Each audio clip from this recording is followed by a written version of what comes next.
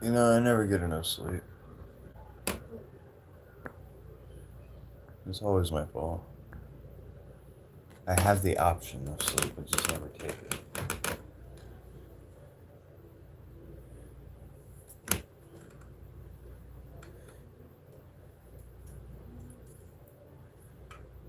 I hit my elbow on a piece of metal on the silo that I went and climbed inside of today, and I hurt my elbow. Cheers to everybody who drinks the dew.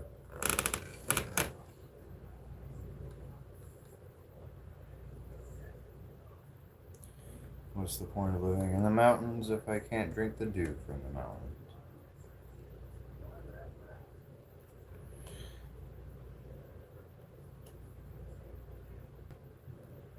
I am genuinely starting to wonder if my service is just not going to be good in the room if I should try it somewhere else. But I would have to set up another spot. So in the meantime, crappy service.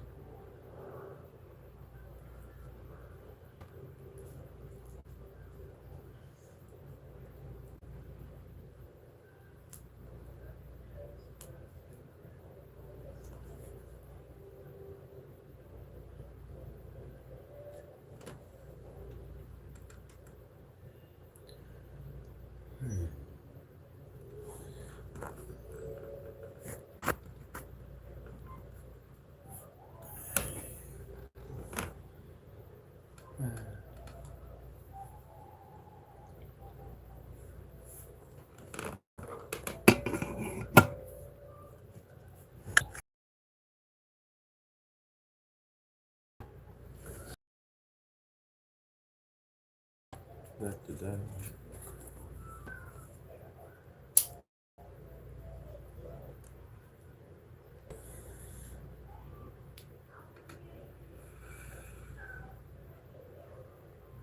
Tired.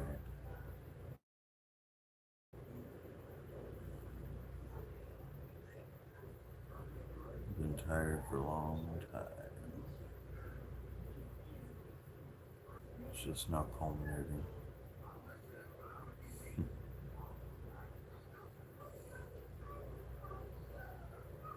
Nobody wants to see my ass.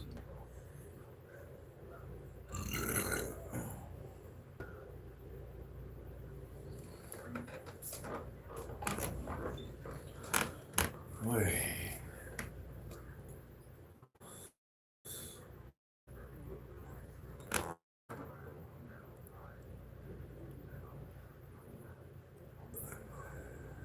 Huh.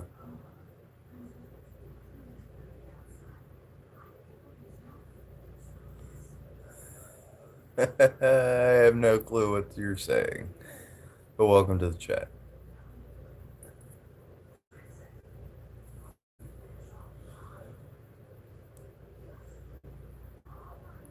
Dude, I am extremely tired. I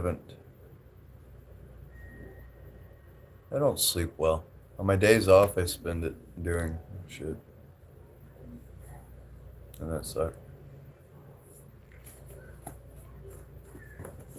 And when I'm not doing shit that I want to do, my work is trying to get me to come in for other people's suspiciously frequent family affairs. Yeah, I need good REM sleep. Uh, every time I sleep, I dream, and it's a very stimulating dream. If that makes sense. So I'm not really resting my brain like I should. Even if my body rests, my mind doesn't.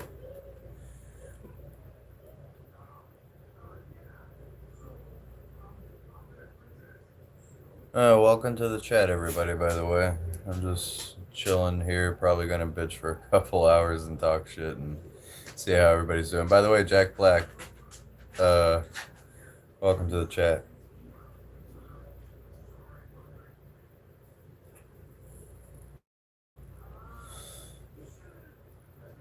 Courtney's asleep because she's tired. I don't blame her. She's tired. She's a tired boy. Except she's a girl. She's a tired girl.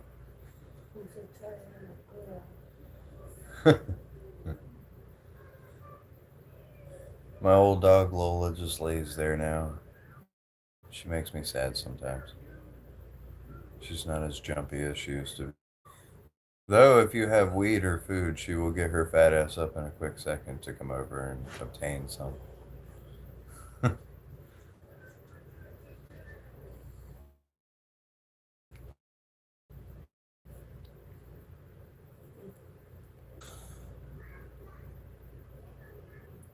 Chopping wood? Yeah, I chopped some wood. I got some black walnut from the forest yesterday. Brought it home. Went to go do other stuff. I had like 3 days off, which was nice. So just spent those 3 days either hiking, cleaning the house, or chopping wood. A lot of people keep coming and taking wood, some paying for it, some just taking it. And that's fine by me because the more wood I take, the more room I have for more wood. There's no logical reason for what I do. When I do something that I enjoy, I just do it because I want to do it. It does serve a purpose, but that's incidental. It's not the purpose behind it. I know it sounds stupid because most people are like, that's back breaking labor kind of shit because I'm lifting logs that weigh at least as much as me onto my shoulder just to bring them home, to cut them into pieces, to chop them up and pile them up, and then continue the process. And to most people, that doesn't sound like fun, but for me, it's fun because I don't have to pay for a gym membership, for one. Two, I get to feel, I don't know, medieval, I guess, because I don't even use a chainsaw anymore. I have a warranty on my. So getting the same one, I'm going to upgrade, which means I have to pay $200 more for the one I want. So I'm waiting until I get money for that. Yeah.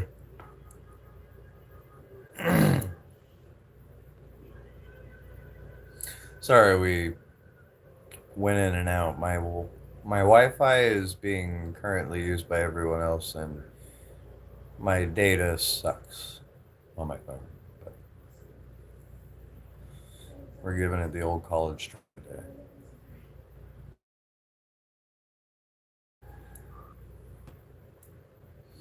I know it doesn't really matter, nor does it probably grump. Grump.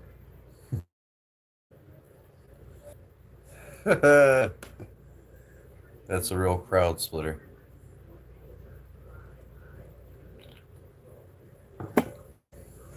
But for what it's worth, I appreciate talking to you guys. I really do.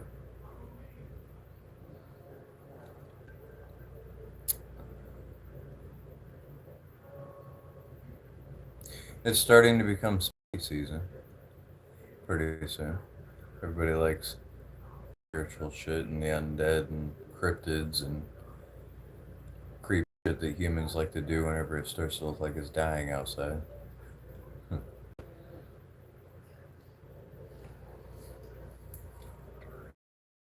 I think it's ingrained in our DNA because once everything started dying, people were more desperate.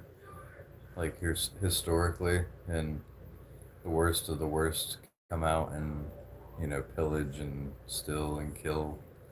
So it makes sense that we're all kind of ingrained in the idea that when things stop being bountiful and growing, that means everything evil comes out of the woodwork, which is kind of true. But also, a large portion of America is Irish, so and German, and they have their fair share of spooky stories and folklore.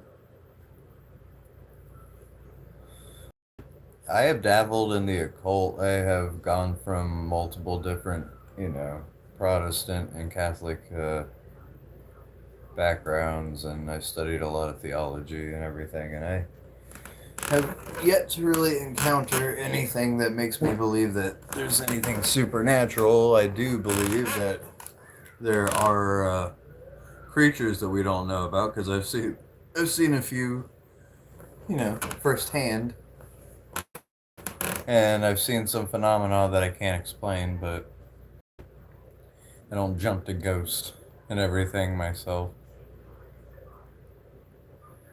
I've always been that person.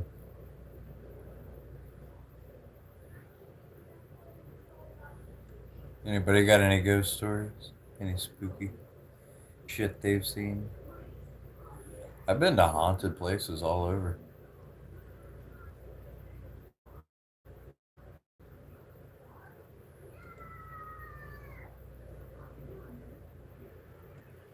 Wait,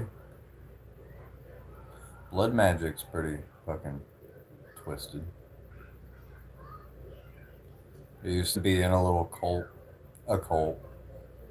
It's a group. But they did blood magic and shit, which basically was just using blood to ask for shit or to bring misfortune to other people. That's really what it is. Some of it coincided with a lot of coincidences that makes a lot of people believe it's real. But yeah. I'm a believer in karma. So if a person does you wrong and you just so happen to do some magic shit and that person befalls something, I don't think it's the blood magic that did it. I think it's because the shitty person did shitty things and their fate, you know, came full circle.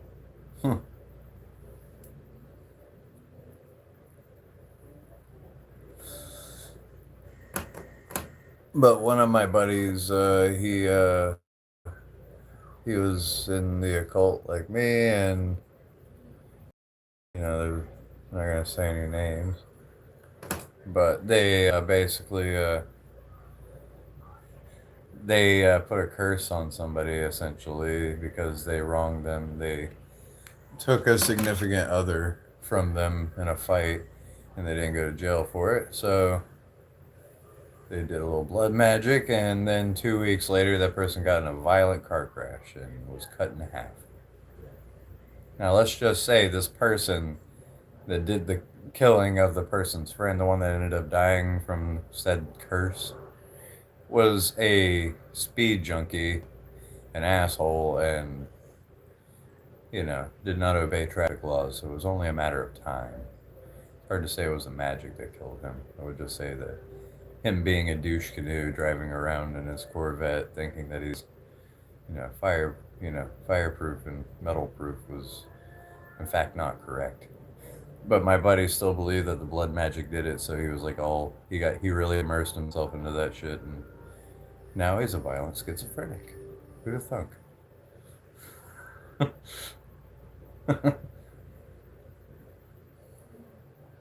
Sometimes things just go full circle like that.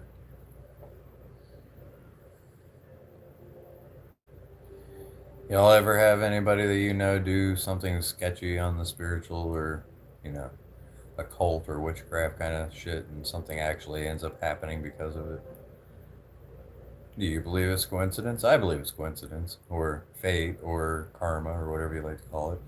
I believe that we're the sum of our choices in life is as it is, and as we make our ripples through the water, wherever it splashes, comes back to us, and that kind of shit.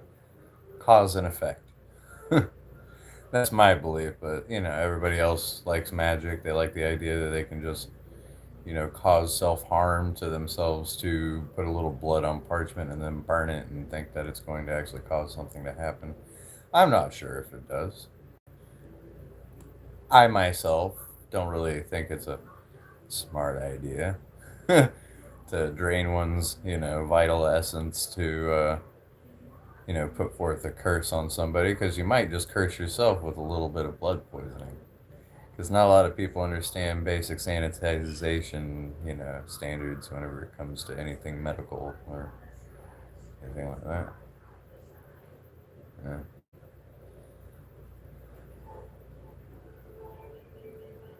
Is this voodoo? All right. Well, no, I wasn't voodoo. It was they called themselves Oculus, which was for those that have eyes to see. They basically believe that the whole world is spiritual and everything else is secondary.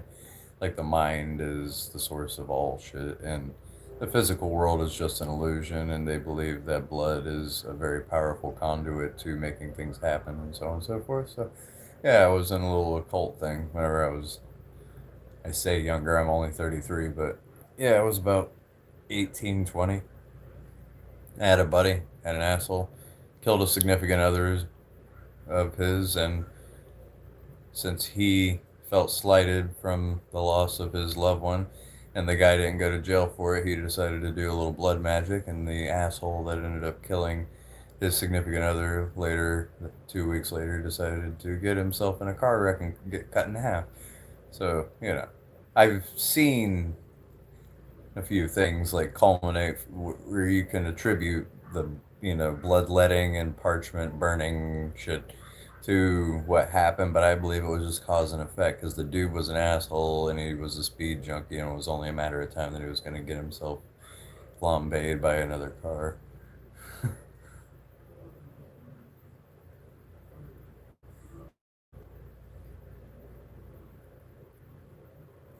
I mean, kind of. Not sure about the blood stuff though. Yeah, right. Yeah, no. There's every a cult place takes their own practices based on what they do, but you know, yeah.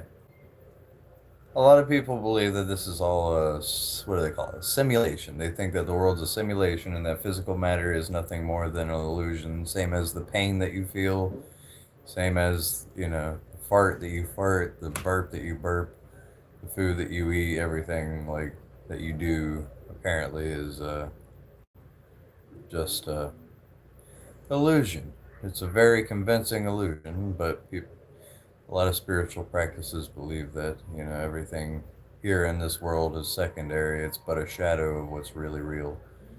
That sounds horrifying, and I would rather just believe that this is real and I die and go in the ground and stop existing. Because it's far less overstimulating and uncomfortable to think, that we just die at the end. I don't know why people strive for an afterlife. I'm not like shitting on people from Christianity or anything. I'm not trying to do that. It's just the idea that something is more than this. If this itself already sucks bad enough as it is, wishing for more sounds like a sadomasochistic dream.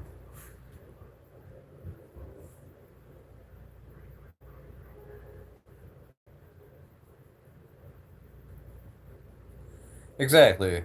Like, in a sense, I can get down with the whole everything is just like information processed by our brain. Everything that we see, feel, touch, and experience is just how our brain interprets reality, but reality is real. We're here, we're doing it. It's as real as we are. So, unless we're not real and this is all just a very complex and well designed simulation, which means there's something real that simulated us, at the very fucking least, I'd say it's at least worth exploring instead of just going for the Kool Aid and giving up.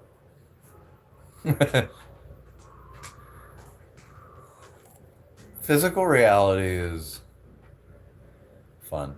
What do they say? The quantum scientists and everything say that everything's just a wave of potentials and everything isn't really real as we see, taste, touch, and feel and all that. Yeah, that's cool, but that just leans way more towards the fact that this might be a simulation, and I'm a nerd, so.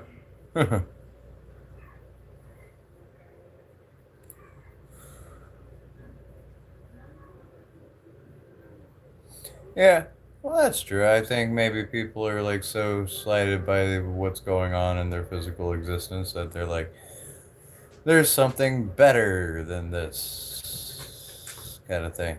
I I myself am a sadist.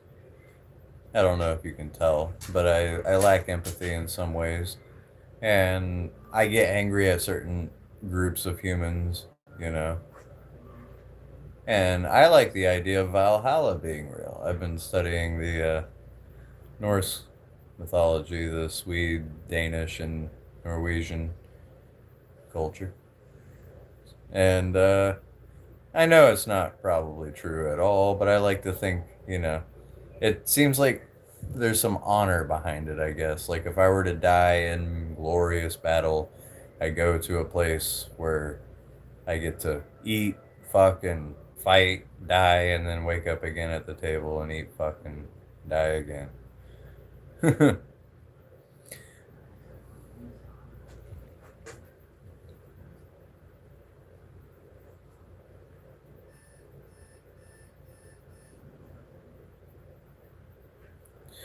But if you're wishing, but if you're wishing for a good afterlife, you're automatically wishing for a bad afterlife for other people. Yeah, that's the thing. Is like everybody has a group of people they hate. Everybody, other people, because they do other shit than what you do. Humans are really primitive. We like to think that we're not, but we're pretty primitive. Hi, Yoda. What's up? Welcome. I don't know. If I'm gonna be primitive and think of an afterlife, I'm gonna go for the Valhalla shit. I'll just do that because looks like we might be moving towards war. You know, and there is no greater pleasure than feeling the warmth of my hand drenched in blood. You know, especially if it's justified and I don't get put in a fucking cage and fed horse shit for the rest of my life. You know. Oh, thanks, bro. I'm going for the I don't know Uba Ragnar fucking Bjorn or King Harold look. It's fitting for my bald on the sides up here and a little bit on. I decided to just shave around and give myself the mohawk braid. They hold pretty well. My hair is less annoying and in my face, and I'm digging it.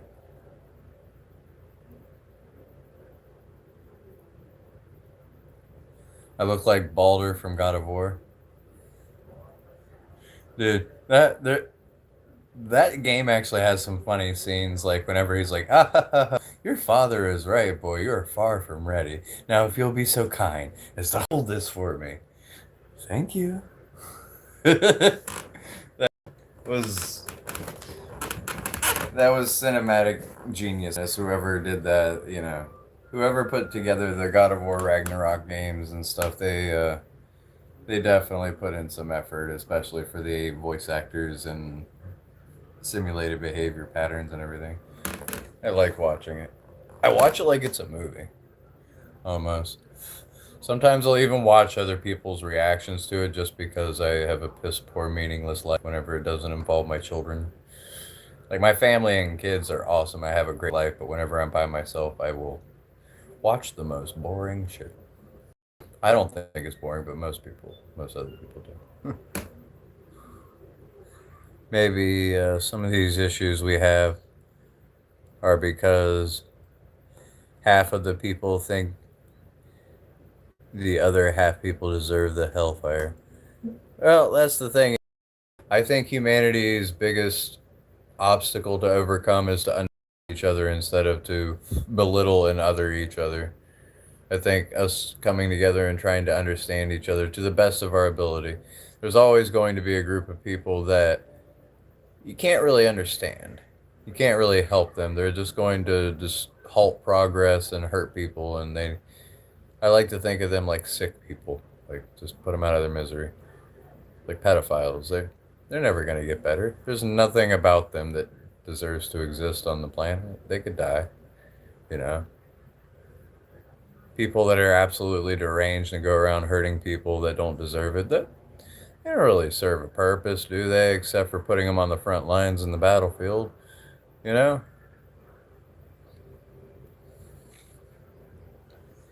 He has the best tattoos. I want to get his back tattoos. Oh yeah. are really fucking cool. I want to get a crow here and a crow here, signifying Hugin and Munin, which is thought and memory. They were Odin's crows. I want to have that tattooed to each side of my skull right here. Gotta find a nice tattoo artist. And I'm gonna have some runes. Actually, what I was thinking, I was gonna have the crows standing on branches, and on those branches, I would have the Norse runes for Hugin and Munin underneath each of their legs so that you can signify which one is which. And I'm gonna have the one with its mouth open be the one that I spend more time pondering on. And I gotta be honest, I think it's memory. I think I dwell on memory more than I do new thought. So that would be symbolic for me as a person because, as far as thought and memory is concerned, I use a lot more time dwelling on memory than I do on new thoughts. So that's the idea, you know, for the tattoos. Oh, all the old God of War games? Oh, yeah. I played every single God of War game before God of War Ragnarok was even, you know, a stain on its mother's underbridges. I enjoy old video games. That I actually consider myself a gamer, but an old video gamer. I will crunch many hours in on the Atari and Sega Genesis just because it's nostalgic.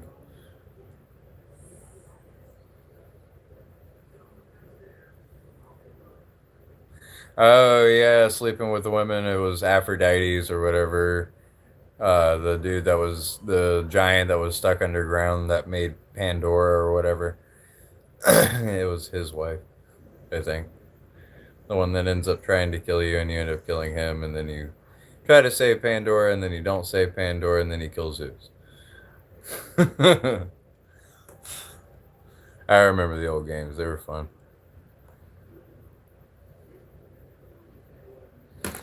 Your first strip club was on GTA 4. I gotta be honest. My first strip club was a place called Fantails in Myrtle Beach, and it wasn't a good one.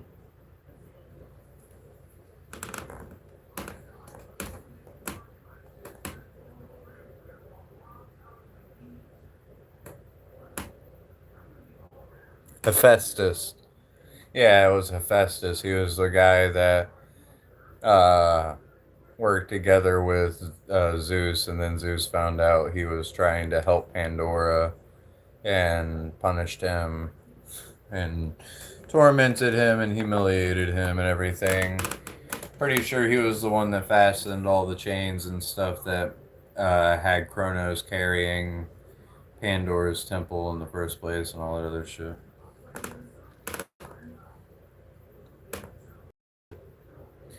Nice hat. I wish it were a hat. Uh, I've never in my life really liked hats. I wear them at work when I have to, but otherwise I don't wear hats. I'll go bald enough on my own. I don't need pressure on the dome, making it worse.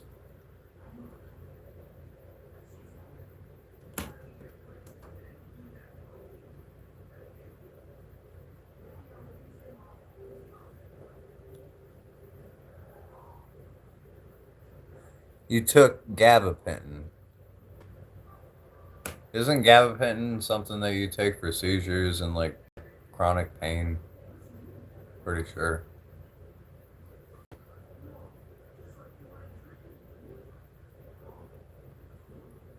Have I seen the Valhalla God of War DLC? Probably. I'm just very bad with acronyms, so I might need an explanation of what DLC means. You want to play Valhalla? I like anything Norse mythology related. It's really interesting. You guys should check out a small cartoon. It's called Twilight of the Gods. It's like an animated series of like Thor and all that. They get raunchy with the um, dialogue.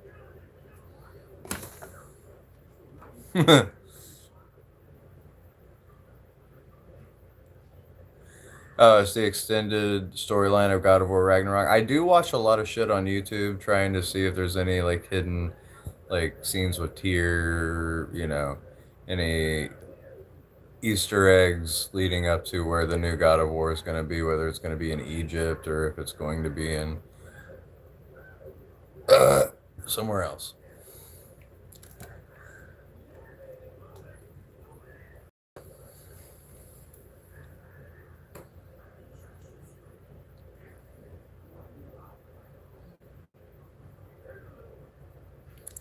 Yeah, I hope so too. The gods of Egypt would definitely be formidable adversaries against Kratos, especially considering they're trying to do this character development shit over him becoming more in control of his rage and everything. So maybe it'll be more strategy and shit. Maybe Atreus, since he's younger, will have to fight with his urge to become all god bloodthirsty and everything, and maybe there's some life lessons in therein. I don't know. He's supposed to be Loki too, so there's a lot of shit he could be doing Norse wise as well.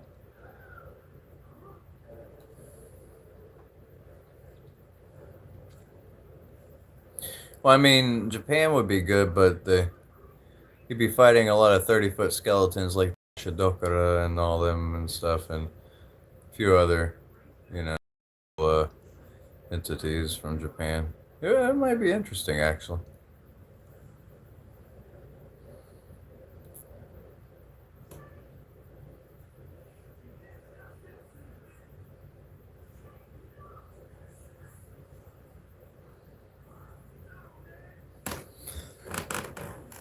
Dude, God of War is actually one of my like I know I've already made a short about it and it's kind of crappy. I'm not the best actor nor a small film director. But the story that Kratos tells Atreus whenever they're about to go into Ragnarok uh, was a very touching story and it hit my heart in a weird way because I've always wanted to live a simple life, sort of like Kratos did. He wanted to leave all that godhood and stuff behind and live as a man, right? And all the crazy shit that I've done in my past, I relate to that kind of mentality, I guess. And whenever he told that story to him about there was an old man who chopped wood for his village, every evening he bore the logs on his back and delivered them to his people. But the logs were heavy, and he grew weaker as time went. And one day he threw down the logs as he could no longer bear their weight, and he called for death to come to him. And when death arrived, yeah, it's a nice little story, and I relate to it.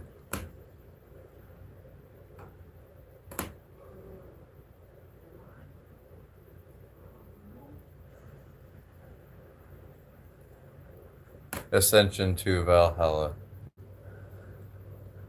I don't know, but basically, it's just a little story. It's like a little bedtime story he tells Kratos, and I relate to that. I want to be that old man that just helps and contributes to his small village. I live in a small village here in Ohio. It's barely a small town. It's got one stoplight, and I want to aspire to just be a simple old man that just chops wood for his village and his family, and one day, go on into the great beyond, you know. And I don't know. I just thought I could share that with you guys since we're talking about God of War. There's a personal connection I have with that little story that they tell on there.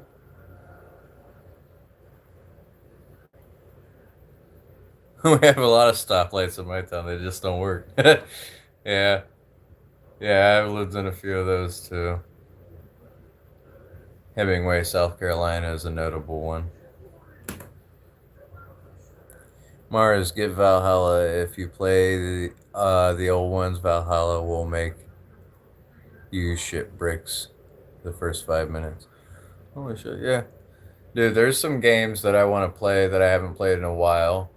Have you ever heard of Dante's Inferno? Inferno was really cool. There was a boss fight with this Cleopatra looking demon thing that had little demons coming out of her nips. Her nips would, she was full on titty mode, jiggle jiggle, action was great, but the fucking, her nips would open up and little demon like things would fly out. And yeah, yeah.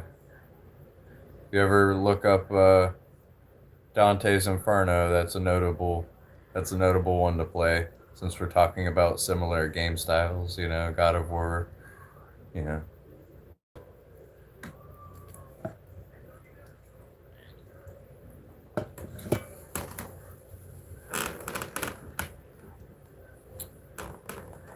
You played it a bit?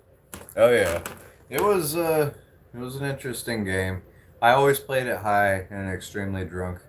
And I don't know if that speaks to my character, but I that's one of the boss fights that I remember, and it stuck with me because I was like, who the fuck thinks of this shit? Like some random giant freaking Cleopatra hat wearing ass like bitch, and her gray boobs are just sitting there hanging, and then out of nowhere her nipples just open up and these little fucking demons come flying out. I'm like, ugh, why?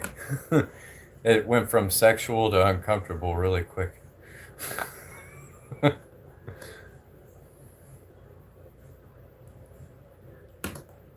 Bloodborne? Yeah, I've played a little.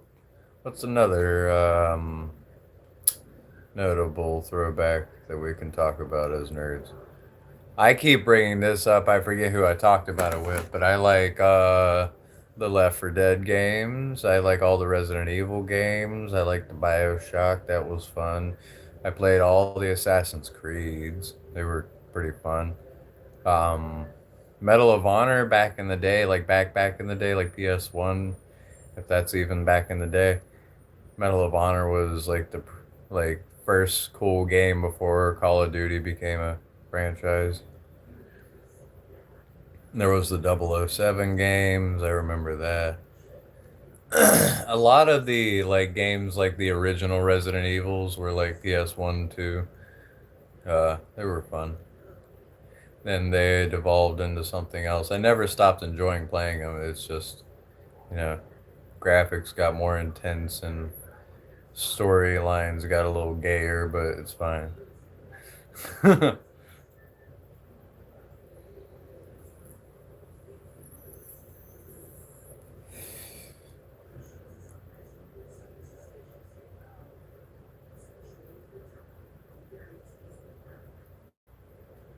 I don't know if either of y'all, I don't know how old you are, but I'm forgetful about ages, but I played a lot of World of Warcraft. MMORPG games were something I enjoyed when I was stimming and, you know, needed background shit to do, which I call that background shit. Most PC gamers are just trying not to admit that they're autistic. It's okay. We understand that console gaming's for people with less stimulation issues. StarCraft was fun. Yeah. Right now I'm playing the new skate game. Oh, I love playing Tony Hawk Pro Skater games a lot. I like the music backgrounds and stuff, and I don't know. It was also one of those things. While if you're stimming, it's a mundane thing to do, and it keeps you busy. You know, just like I guess nowadays would be Minecraft and Roblox for other people. Yeah. You had a PS2 as a kid, but I never had a PS3 or a 360, so I skipped a whole generation. Oh, that makes sense. Yeah. When I was a kid, I had to like mow lawns and shit to get finally a video game system, and I got an Atari and a Sega Genesis. Those were my first game systems that I played, and that had like Golden Axe 1, 2, and 3. I had Sonic the Hedgehog, Super Mario Brothers, Dig Dug, Galaga, and you know some of the old games, so like that Comic Zone. All these, if you don't know what I'm talking about, probably won't ring a bell any more than the band Sugar Ray would. Ring a bell as far as music is concerned.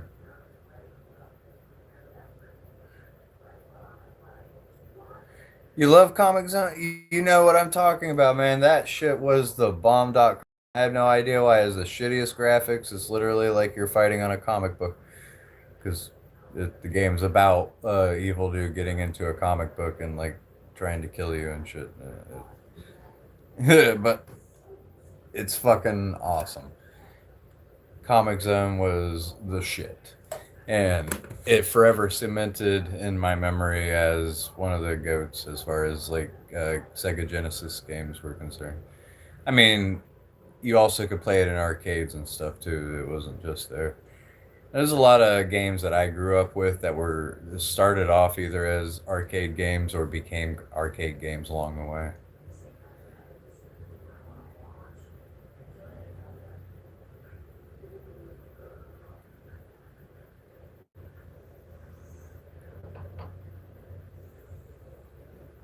Use it on a Paswala using a emulator.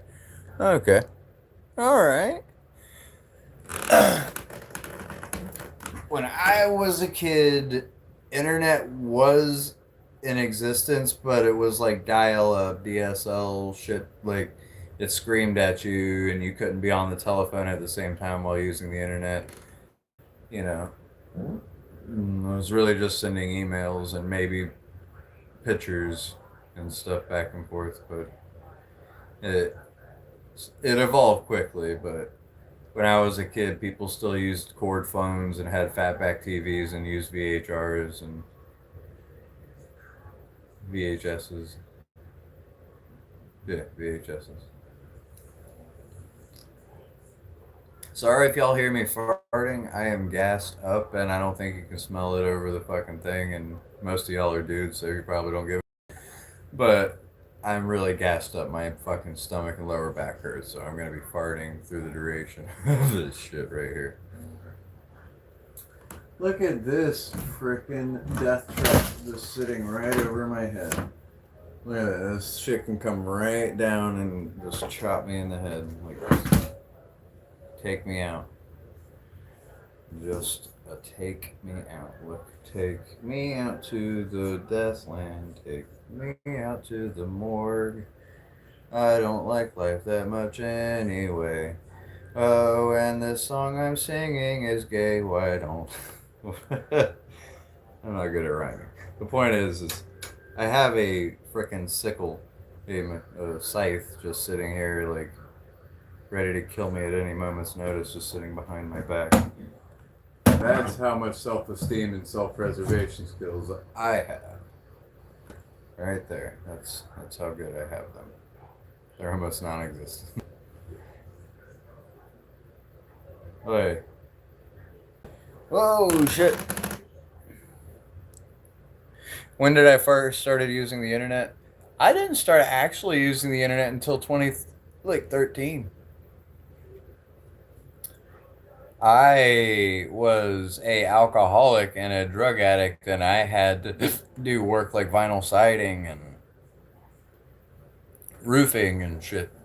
So most of my spare time, by the way, I graduated in 2011, so that gives you a range of age of what I was, you know. Um, I didn't really internet much. The only time I ever used the internet was to forward emails whenever I was in my architecture and design class and shit. Really, I didn't even have Tom as a friend on MySpace. Didn't do anything like that. I would listen to music. I would look up like my favorite band music and stuff like that. I was into Lamb of God at that time, so I watched a lot of Lamb of God and Slipknot. Uh, random metal bands into death metal, Norwegian metal and shit, which is really weird, screamy, and hard to understand. Don't even bother. I was also in Rammstein, and let's just say I was a metalhead at the time.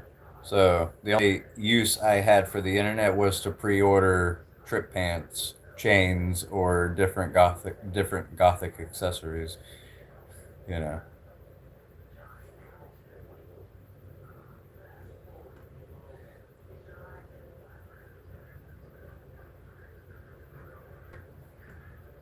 Good thing we don't have smell VR, right? Whoa, relax, Grim Reaper. Right? Dude, I worry about that thing coming down and fucking chopping my head off every night. Like, every night. May the gods protect me, Lord Shiva. Om Shri Mahadeva. Om Shri Sachinanda. Om. Oh shit, look at this. One of my friends 3D printed one of these dragons. I like these dragons. They're like little plastic like dragons and they're like wavy like a snaky. But I think they're really cool. But my friend has a 3D printer and he 3D printed all these pieces. He made this little dragon. I like the dragon. I have a bunch of random shit. I impulse buy shit when I'm depressed to make me feel better. And it works. Until I see the bill and the lack of money in my bank account. And then the depression gets worse.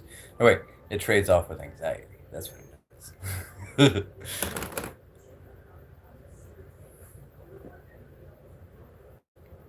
Only because I grew up in a less developed area. Oh, well, my grandparents were very behind, I guess, like, as they were born in the 1920s, so they didn't think technology was necessary, and I was living with them. And unless I was willing to pay for it myself, I didn't have it, and I didn't want to pay for it myself because I was a drug addict and alcoholic, so yeah, I chose a different course.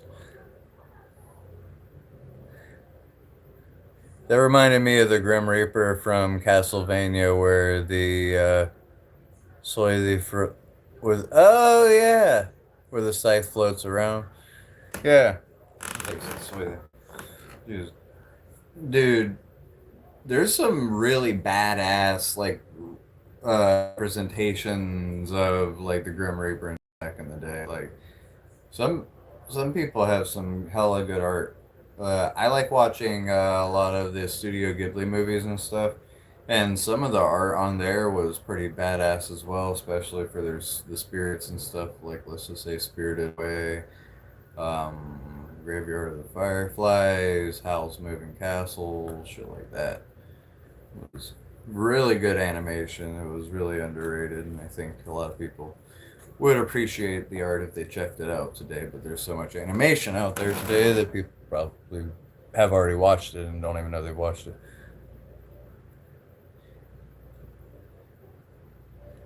Symphony of the Night. No, I have. I will check that out. Where? What era was that from? Hmm.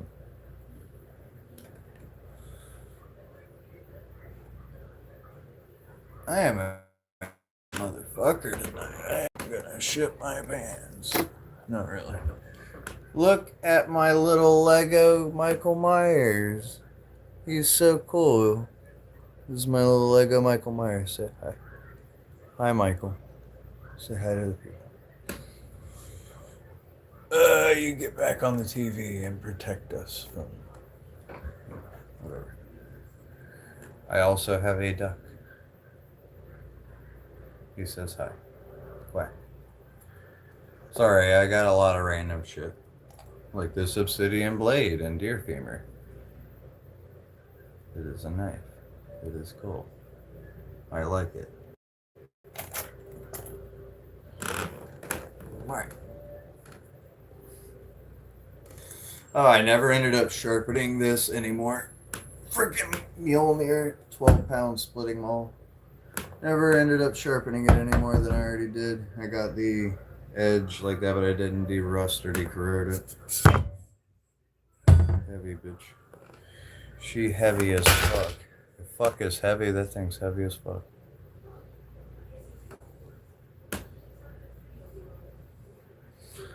Obsidian Blade, you trying to kill dragons? Right? I wouldn't kill dragons if they were still alive. I would love them and like do some DreamWorks how to train a dragon kind of bullshit because my wife loves reptiles. And if there ever was a living dragon, I would tame it with whatever means possible, get it to at least appreciate my existence and not eat me and my family because I'll feed it and I'll feed it other people that I don't like, and we'll live happily ever after. But I wouldn't kill a dragon. Now, if it killed my family, I would. I would take off its head and live in it for the remainder of my days. Yeah, I can barely tame my cat. Exactly. Taming a goddamn beast of mythological proportions. I got a 16-year-old German Shepherd Pit Bull mix on the floor. She don't listen for shit. Here, what? Look at her fat ass just laying there not listening. Lola, say hi. See, you don't even say hi. She don't even acknowledge I'm here. Dad. Hmm.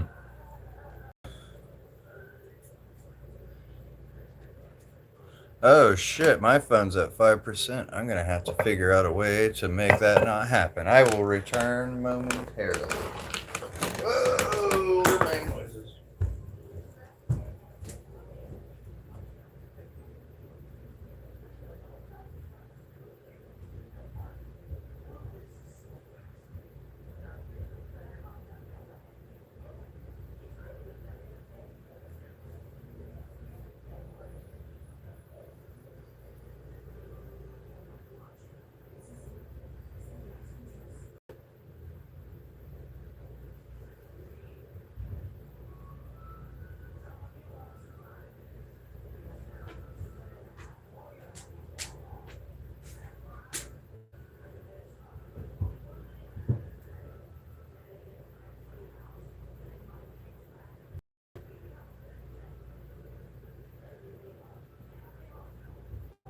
Making my way downtown, walking fast. What the hell? Kiss my ass.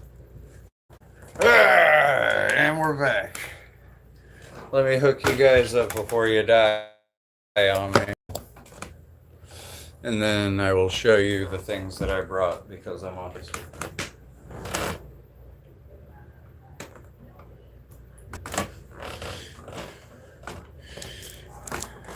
A grown man showing off his stuff like a kid shows off his toys. He's definitely autistic. Oh. Yeah, in fact, autistic, by the way. Look at this mask. I made it out of paper mache and paint. It fits my skull. It has a little area that I can, put it on. Like this. That ought to be a good live. It would go very well. Everybody. I am odd. I bathe in the blood of pedophiles and monsters because it makes the world a better place.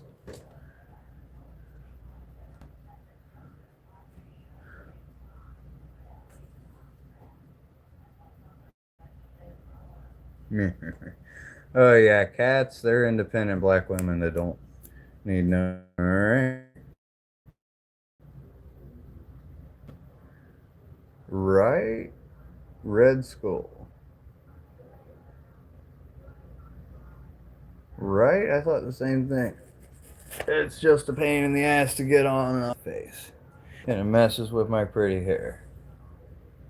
My pretty boy hair. Alright. Sorry, now that my phone's charging, I'll have to hold it in my hand instead of putting it on the stand. Unintentionally rhymed. I don't know if I showed you this yet, Yoda. I don't know if you came on and saw it, but I got a new axe. It is a Norse. It's made from Northman's Guild, and it's fashioned like a Viking axe. It's a little hatchet. It's kind of cute. Modern handle.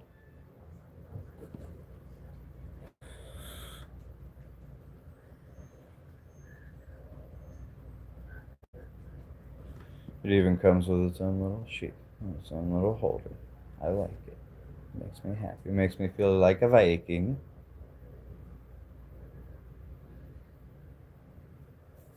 Matta Peterfeld.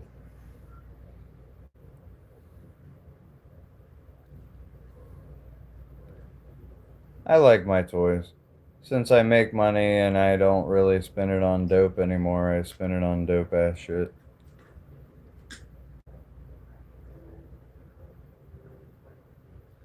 Can I open carry the axe? Nobody's stopped my ass yet. I hang it from, there's this little loop on my pants. I just put it on that and carry it around whenever I find something I can chop up and take home for wood. I use it. Actually, most people seeing my Viking hairstyle and me carrying around a little Viking axe, I think most cops are like, cool. I'm not going around hacking up schools and freaking killing old people in the grocery store. I'm, you know, just chopping wood. So I live in a small town too. It's pretty rural, so most people that have axes are intending to use that for a purpose. You know,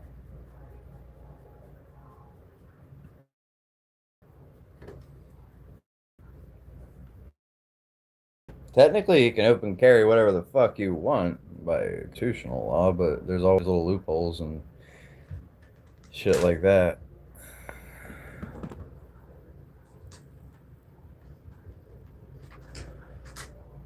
It's for the dragon, right?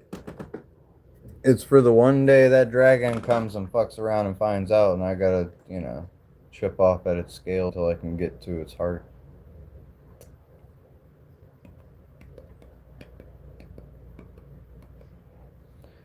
I do actually.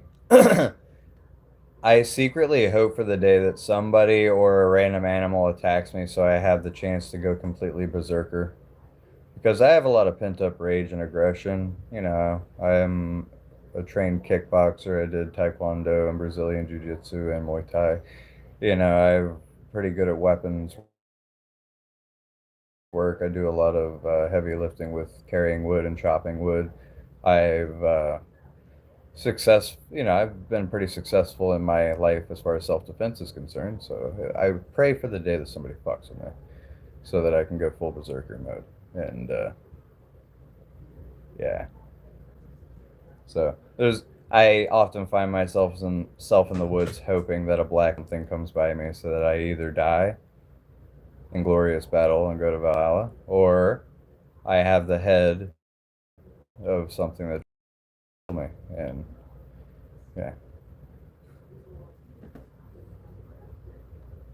My favorite martial art is Northern Shaolin Kung Fu. There's a lot of advances and retreats, a lot of kicking and leaping techniques. It's very strong but very fluid at the same time.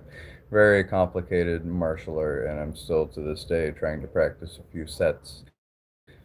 That's how far I've gotten. Your favorite is Glock 19? Right? Like at the end of the day, like that's my whole thing is I did a little Muay Thai as well, and in Muay Thai they train you how to disarm people with firearms, like Glocks. The best way I can describe it is with an actual gun, but essentially whenever somebody is pointing said gun at you, they're either going to shoot you or not. The best thing you can do is try to grab it right there by the hammer. It's not going to burn you. If they discharge a load, then it will actually load, because Glocks have a mechanism that makes it recoil, and if the hammer is back held by your hand, it'll just go in the air. So basically, if they're sticking a gun in your face and you're within range, you can grab the bitch, pull upward, try not to get hit by that one bullet that will be dislodged, and people's fingers are easily. I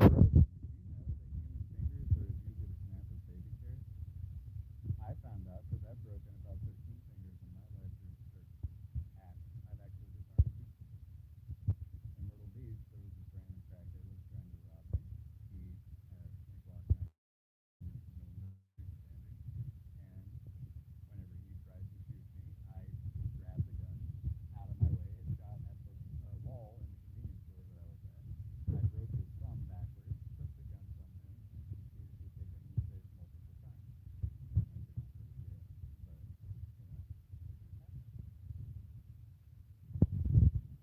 jail, but am I muted? How the fuck am I muted? How do I do that? No, I'm not muted. Oh, it's muffled. Can you hear me now? There we go. Basically, I've yeah, when it comes to guns, somebody's either gonna shoot me or not. Like if they're far away, I'll have to surrender. But if they're close enough that I can take that gun from them, I'm not just gonna stand by it. You're either gonna kill me. It's either I'm getting that gun, or it's no longer my problem. That's the way I see it. So guns, unloaded into your from them and use it on them. But nah, growing up, I was a military brat, and also I had a lot of family members that were police officers, different veteran, different Marines, Army Rangers, Navy SEALs, shit like that. So I've worked on guns. I even know how to load bullets and make bullets. Uh, pretty good at disassembling and rearranging most semi-automatic pistols. Just take that bitch apart.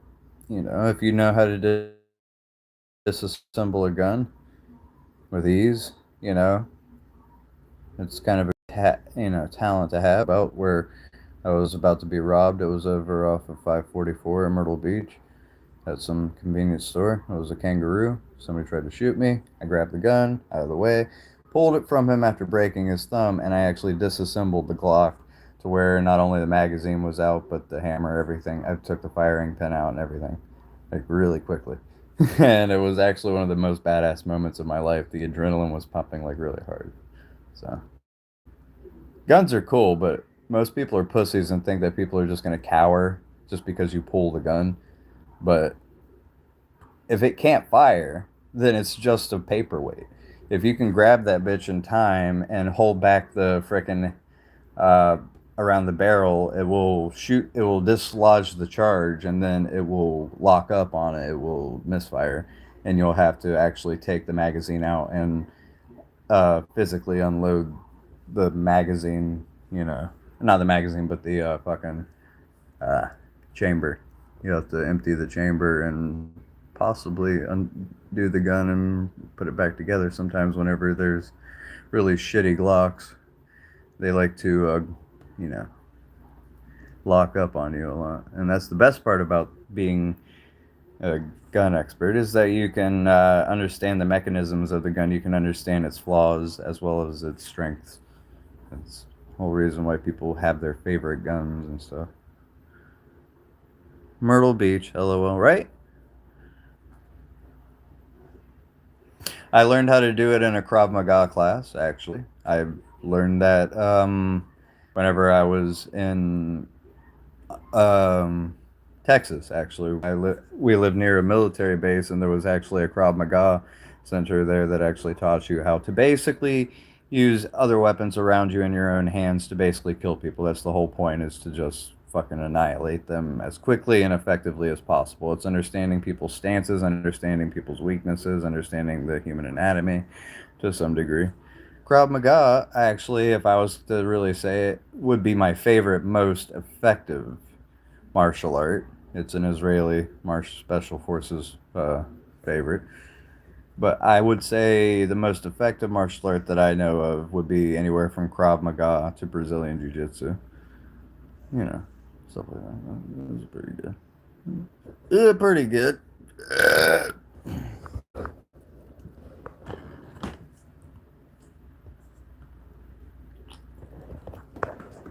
Now, if somebody has a revolver, that is a whole different ass story. It is going to keep shooting, and the hammer will get hot. So if you're going to disarm somebody with a revolver, you got about 6 tries to get it out of their way. Try to take it out of their hand and stuff like that. And they also rarely jam and are really fucking effective as far as that's concerned. So if somebody's pointing a revolver at you, your best is to take that gun away as quickly as possible, kick them in the balls, gouge their eyes out, collapse their trachea by just squeezing. You could literally just and choke on their own bloodsies. Yeah. Krav Maga is basically the first martial art I actually learned that was actually effective in real life, because the way they train you is literally, they're not just like, you touch me here and then I do that. No, none of that bullshit. They're literally like, fight or die, sink or swim. And that's why I like Krav Maga. It's more direct, more effective. Did you ever compete in martial arts? Yeah, I've won in two different tournaments in Taekwondo. I'm a third degree black belt in Taekwondo. I worked at Karate World in Myrtle Beach for a while. Actually, you can look it up, see my trophies and my accomplishments. Thomas David Cross. But yeah, I've fought in a few tournaments and stuff. I've had a little bit of martial on there. I'm very hyper flexible, and for a 6'1" dude, that's good and useful, but also bad as far as like center of gravity is concerned. I had to take Brazilian Jiu Jitsu to help me learn my base, my strength, my core, and everything better. So once I got done with Taekwondo, I went to Brazilian Jiu Jitsu, and then I trained in Krav Maga, and I learned a few other things like Subakdo and Kung Fu, essentially, which was there's different fighting styles. There's Bagua, there's Tai Chi, there's Northern Shaolin Kung Fu, there's Hungar. Then there's the Korean styles, which is Subakdo. Then there's the Northern Korean style, which is Hapkido. There's a lot of martial arts out there. There's Capoeira, which is African. You know, they learned how to fight with basically farming tools and pretending like it's a dance so that they wouldn't get captured as they practiced their fighting styles. There's a lot of cool fighting styles in there, actually. Greco-Roman. I was a wrestler when I was in school, so I did a lot of Greco-Roman wrestling before I started Taekwondo and shit too. So, yeah. Less good old-fashioned street fighting and boxing. Told you I was a boxer for a little bit. Never any championships kickboxing, nor did I really have any like bouts that were notable. We just kickboxed around in the gym. Dang it, Bobby.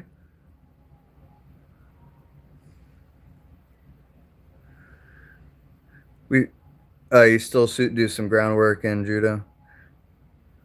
I've seen revolvers jam. Of course, it was a woman shooting it, though.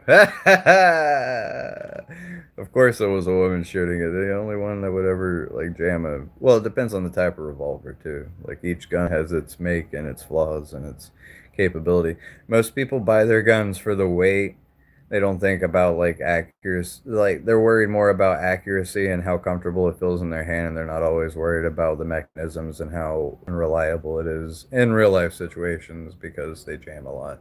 If you buy the wrong ones, don't take care of them properly, you know, you can buy new stock to fix and correct certain issues with certain jamming issues and whatnot. I had a 38 that jammed a lot.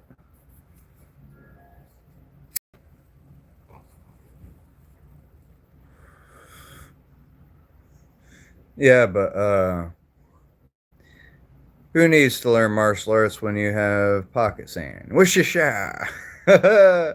Well, that's the thing. If you're not fighting dirty, you're not fighting, right? The way I see fighting is you're trying to kill me. I'm going to kill you, or I'm going to die.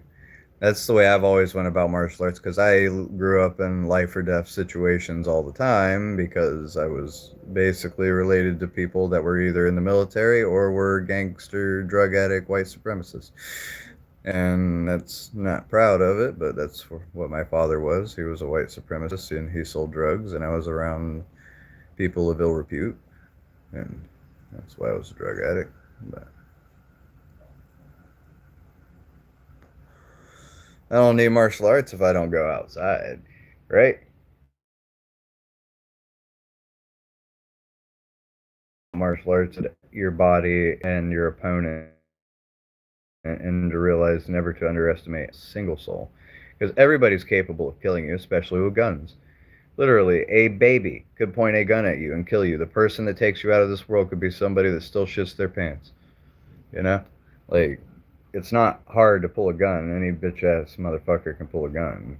You know, hand to hand combat, that's a different thing. Also, if you have the power to literally break people's bones and leave them crying like little children, like you have to learn some restraint and self control because, you know, most people are, you know, get out of a rear naked choke is to kick somebody's knee backwards and dislocate their fucking leg entirely. and then to snap their neck. The knowledge of the human anatomy and how to easily break it is not good for bad people. That's why it's good to have self control. I do watch UFC a little bit. A little bit. I just don't like. I get really violent. Like if I watch stuff about corrupt cops treating people like shit. If I watch any videos of any people like being cruel to the weak, doesn't matter who they are. It fills me with absolute rage, and I have issues with my rage. I I get angry really easy. I know it doesn't show because I seem like I'm just a laid back silly goose, but I absolutely detest the strong fighting against the weak. People taking advantage of somebody weaker or less capable than them. That is a one hell no to the no no no to this guy. You know.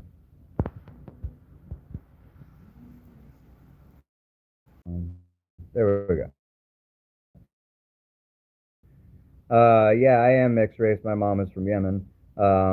He thought she was Native American, and honestly, it's the biggest joke that in my life. The fact that he was a white supremacist, hated everybody that wasn't white, yet literally sired children with a, essentially, all jokes aside, a Middle Eastern woman. She was Jewish and Middle Eastern.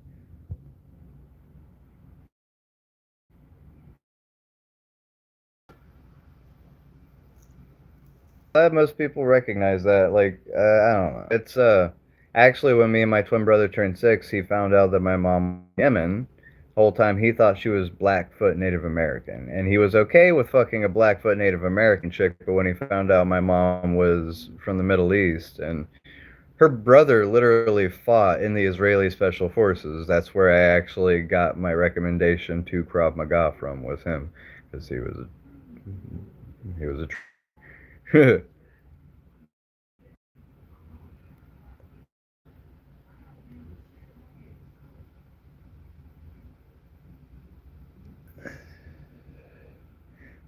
hey. Am I still? Is my internet still chopping up on you guys? I don't know if you guys even hear me.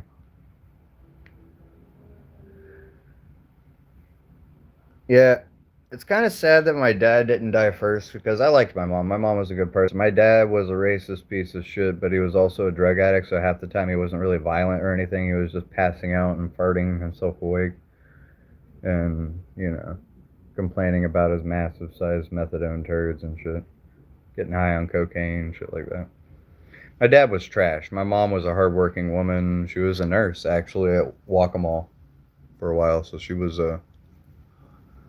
you know, my mom actually did shit with her life and human being, and my father was the biggest piece of shit. So I got a nice mixture of the two.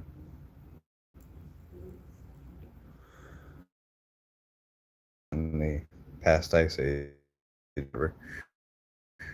so yeah, it doesn't matter. My dad's stupidity is here nor there. I got his German genetics mixed with Middle Eastern genetics, and I think it made a pretty interesting human. Yeah. I've never understood racism just because you're hating somebody for something they literally have no control over. Like they're not doing it to fuck with you, but you hate them for the simple fact that they are of a certain race. And that's one thing I always thought was really fucking stupid. I'm like, why hate somebody for something they can't control? Hate for something they do wrong. That's makes more sense.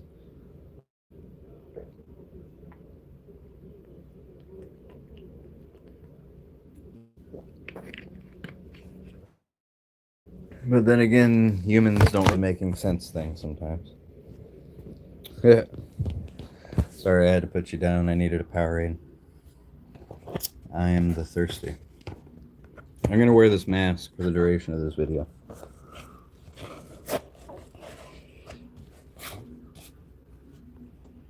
Yeah.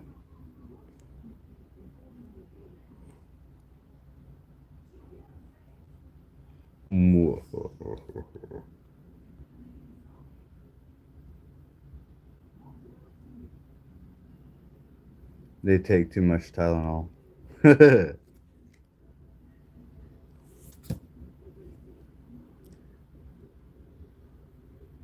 I'm kind of the same mix. I guess I have different perspective because we don't identify with any one race. So I know if you feel the same way too. Yeah, I honestly think most people in America, at the very least, are mixed as fuck already. They just don't know it because humans don't just, the humans that fuck the same type of humans you can usually tell because they're hella, but most people, and actually a lot of Americans don't seem to this, like Spanish people, like the Hispanic people, they're Latin, let's say Grek. They're Grekkies. They're a bunch of Greeky, Mediterranean-y people, essentially, is really what they are. They, they basically came over and fist fucked the hell out of the natives, and now we have what we call Mexican, Guatemalan, Venezuelan, Brazilian people. But all these people are just mixed with white people. They're diluted down. People act like they're a special race. Like no, they're just people. People mix. Eventually, races mix together, and you have what we call a subset of genetic lineage, I guess. Supposedly, Tylenol is linked to autism. Well, I'm autistic as fuck. Here, little boy, have a peanut. Would you like a peanut? You don't have any peanut allergies, to you? Oh no, his throat's closing. He's definitely autistic.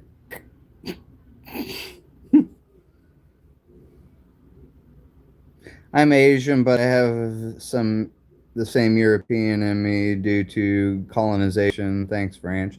Right? That's the whole thing. Is like Europe couldn't keep his dirty little wriggling maggots out of little brown women all over the world, and here we are today. White people act like they hate other races, but they can't stop getting jiggy with them. So, because I'm too white to be Arab, but too Arab to be white. You're a graham cracker like me. Okay. We're flavorful crackers. We're not like those saltine crackers with their freckles and burning in the sunsy bullshit. Uh, Technically a North American, not Arab. But at some point, we're all from the same source. Like, humans are the reason we differ in skin, penis size, and all that is because of where we live. If you later, you're going to have very dark skin and be extremely physically fit. Of the you are in a more tropical area, you're more likely to be springy, light on your feet, a good climber, possibly browner. Like it's just human adaptation, and if you give it a few centuries, you will see those adaptations take hold. Like humans are humans, we just adapt to our environments, and different races are just proof of how humans are a very versatile, adapting creature. Yeah, just natural selection. Like, you put a bunch of fat white people out in the desert, they're going to die. A bunch of physically fit people that are melanated and have the ability to use their quick wit and speed to keep themselves out of life and death situations with large creatures, probably going to end up being like black people, Polynesian people, so on and so forth. Native American people with the jaguars and stuff, but yeah.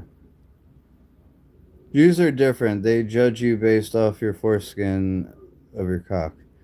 Jewish people are weird. It's just, they're not a race of people. They're a religion. It's a culture.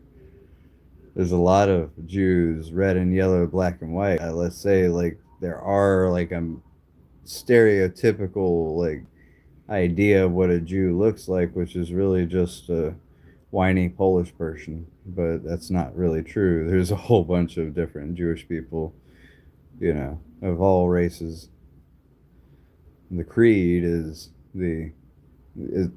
the religion that makes them a people, not their race per se. But that's why I always think it's weird when somebody's like, "You're being racist when you're talking about Jews." I'm like, "No, they're not a race." Though they will say they are because of their beautiful little 12 tribes horse shit that they talk about. But it's they're all many different colors.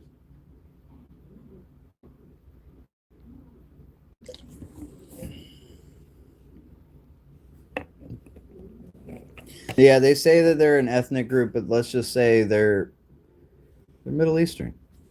They're the same blood type as their Muslim brethren. They are not just an ethnic group. They are, if you're going to say ethnic group, then you would say Middle Eastern Arab. Um, but no, there's not like genetically like that's Jew. No.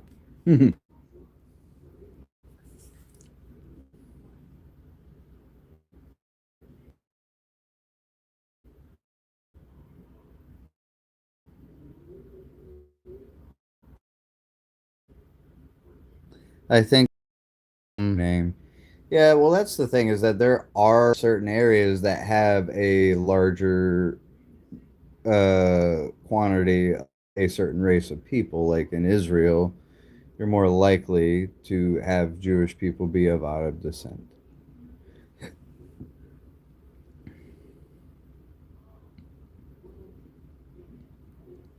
Did you know that Iranians are genetically closer to Greeks than to Arabs? Yes, and that's actually because of a lot of Alexandria and the Byzantines and stuff. There was a lot, yeah. So they're more closely related to the Greeks. It's weird that you say that. That's actually not a lot of people know that. Yep, because of Alexander the Great. Yeah, exactly. Yeah. Yeah, history is a wonderful thing. The more people study, they realize why everything came to be what it is today. You know, the Japanese did some horrible human experimentation on Chinese people and Russian prisoners of war, essentially. Like right before and after like World War II, the Japanese were being a bunch of assholes. They were they were doing some scandalous shit. Should look it up.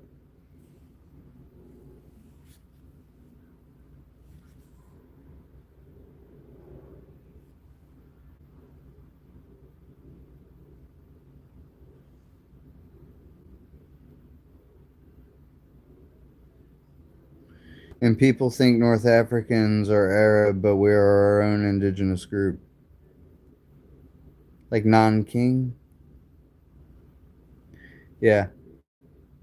Well, dude, that's the thing is that people don't study things. They don't understand things like they should. Most Americans, let's say at the very least, don't have the time to realize the complexity of certain cultures and where they come, how they got there, and so on and so forth.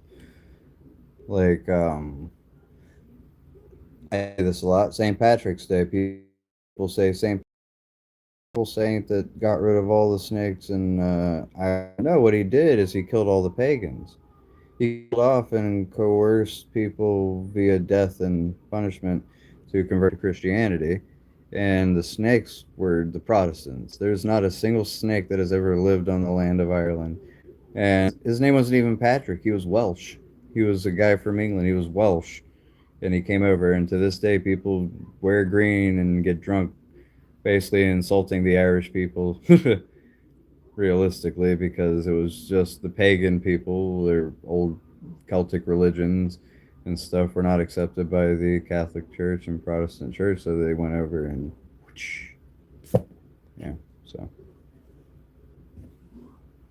China had the most civilian casualties in World War II, to 20 plus million, I think. Yeah, how in China worse than that. Like a lot of people did some scandalous shit back. Though I will say this, sorry I keep cutting in and out. You know, people say they were bad on the Christians' part. But the Muslims and Christians, like, they were fighting for a while, and if the Christians didn't have some stronghold against that, the Muslims would have taken over all of Europe and there would have only been one religion. You know? Um, so, just putting that out there. You know, a lot of people say the Crusades were wicked and evil. There was a lot of wicked and evil shit happening, but some necessary evils, I guess. For the sake of diversity, the Crusades served a purpose.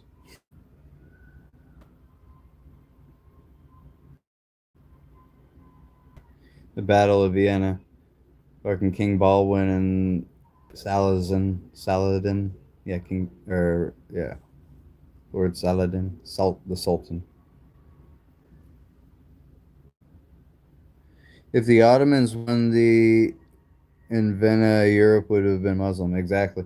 Yeah, and King Saladin was like ruthless. He was a ruthless and like the only one more ruthless that I think than Saladin was frickin' Taliba, the one of the what was it?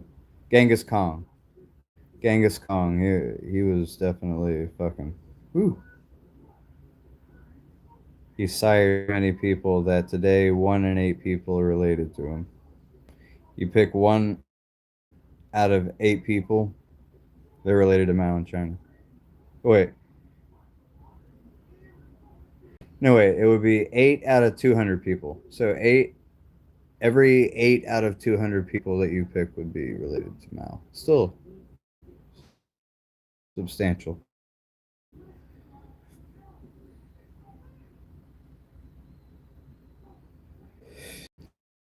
Yeah, I'm pretty sure, like, by any means necessary, both sides were basically like, you know what, fuck it, we're gonna spread our religion and whoever gets in our way.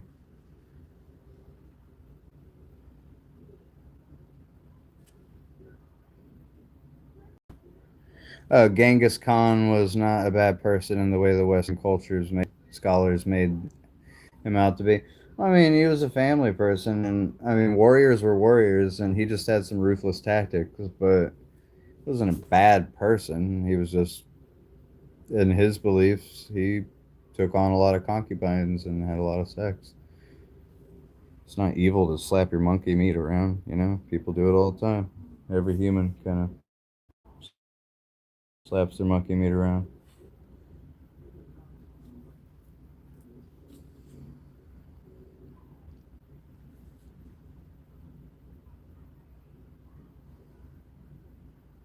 Oh, I will say that Asians fuck like rats. White people do, but Asians in general, you guys know how to fucking make babies.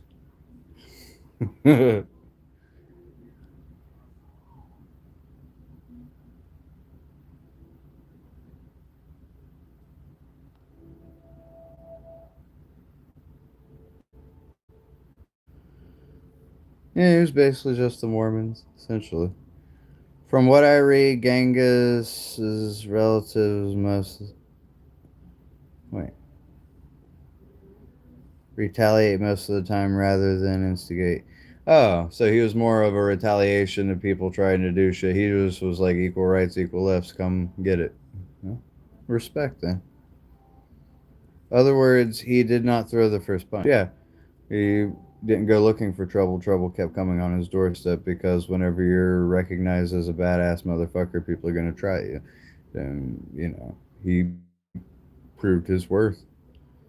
He definitely was a badass motherfucker. It's kind of undeniable. You have that kind of body count, you know.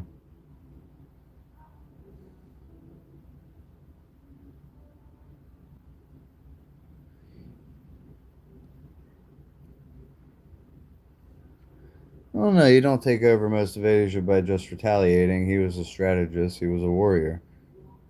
He more than likely had support as well. You know, not everybody is fighting you. There's allies involved. There's warrior allegiances and, you know, provinces and stuff joining together as one.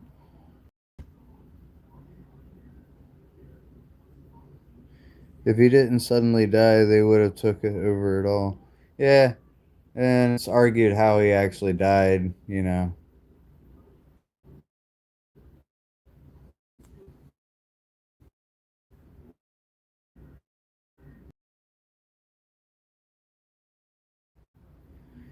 Notice how he is avoiding Vietnam. You are hiding the truth, but it will come out. Little Spoon, Vietnam. There was a lot of fucked up shit that happened in Vietnam, Laos, Laotian, and all that. There's a lot of places and people affected, not just Vietnam. Actually, a lot of the fighting happened in Laos.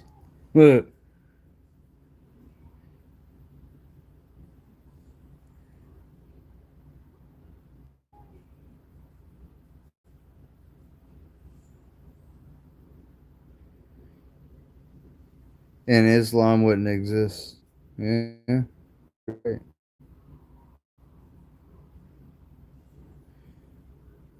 I know what you did. I didn't do shit. My mom's from Yemen and my dad's from Germany. My lineage ain't got shit to do with it. Probably did have something to do with it. The Germans sucked.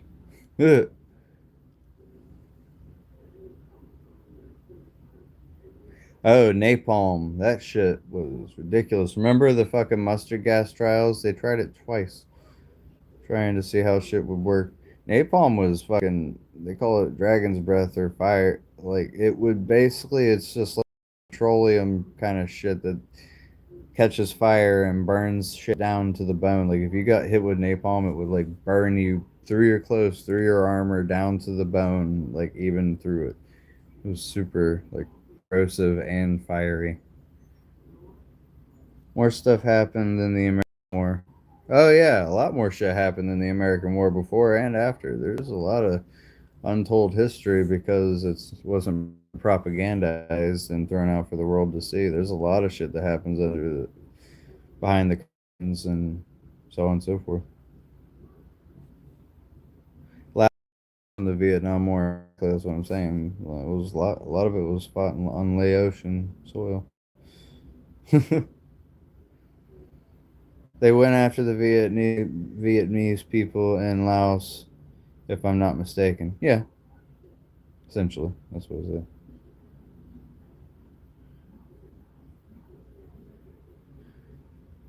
Well, the whole point is that I don't judge the people for a government's choices.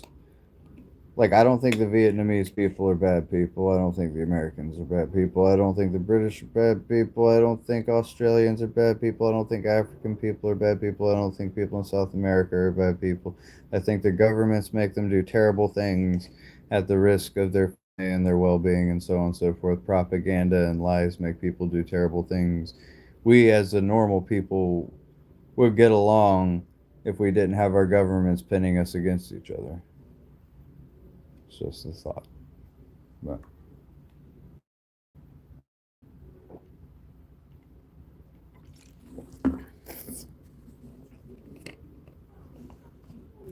no one could defeat Ho Chi Minh. Ho Chi Minh.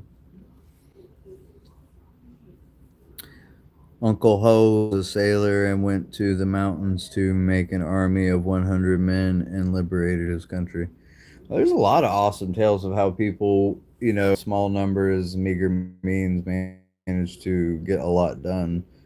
Like a lot of slaves that were taken to Haiti and Jamaica where basically they killed their slave owners and took over the island and everything. It was actually pretty badass. There's a lot of historical moments where the underdog got out, came out on top.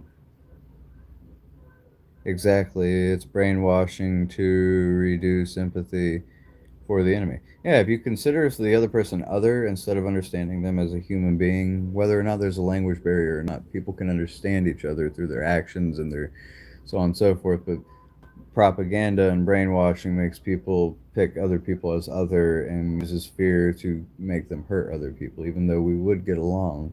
otherwise. Humans are social creatures and we have empathy and love for each other, but whenever you desensitize that love and empathy, it makes it easier to hurt people.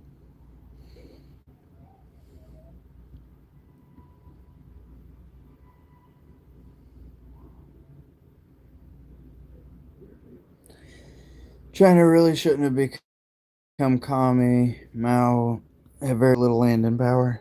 Yeah, Chinese people literally work like ants, and I'm not that as a meaning term. Like they are very effective and very ingenuitive people. Like they're very capable people, and they're work well together.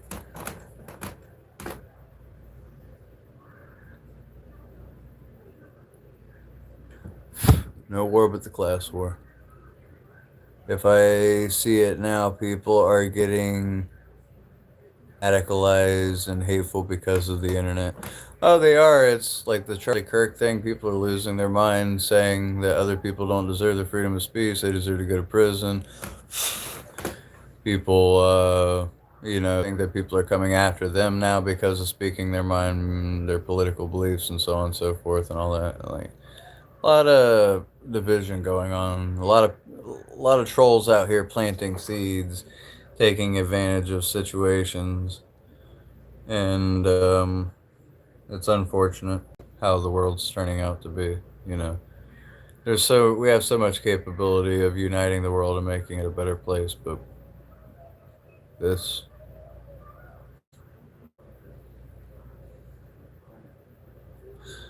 Look at the map of China during the time he was the one central warlords. Oh yeah.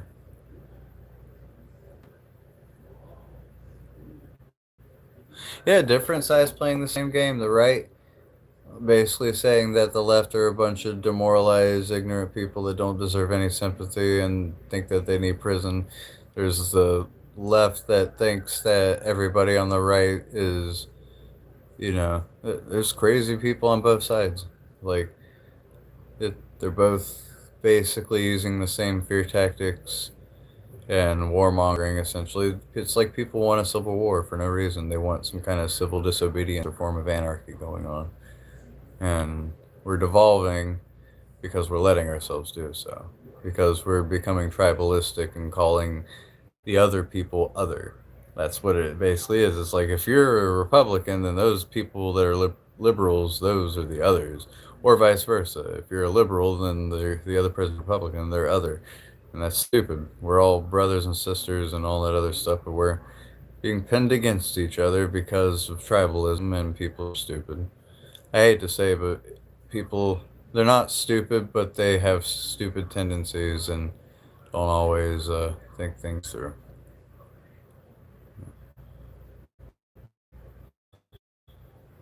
Did you hear about the comet that came from outer space all of a sudden? Oh yeah, they said they can't tell if it looks like a spaceship or not. There's something disguised as something because it's not moving. It moving erratically or whatever.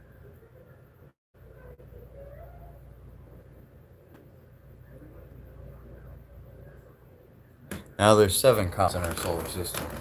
Maybe it's a armada coming to see if they need to wipe us out. I mean, what would you do if you went up and saw this species on this planet with a bunch of space garbage everywhere and our freaking, oceans are polluted, and even though we have the means with technology and social work capabilities to help each other, we don't help each other. We seem very barbaric, and if there was an advanced civilization that came and saw us, they'd probably wonder, how do we even talk to these things? They can't even take care of themselves, you know? If there were aliens, they're not looking at us with favor, or at least not with confidence.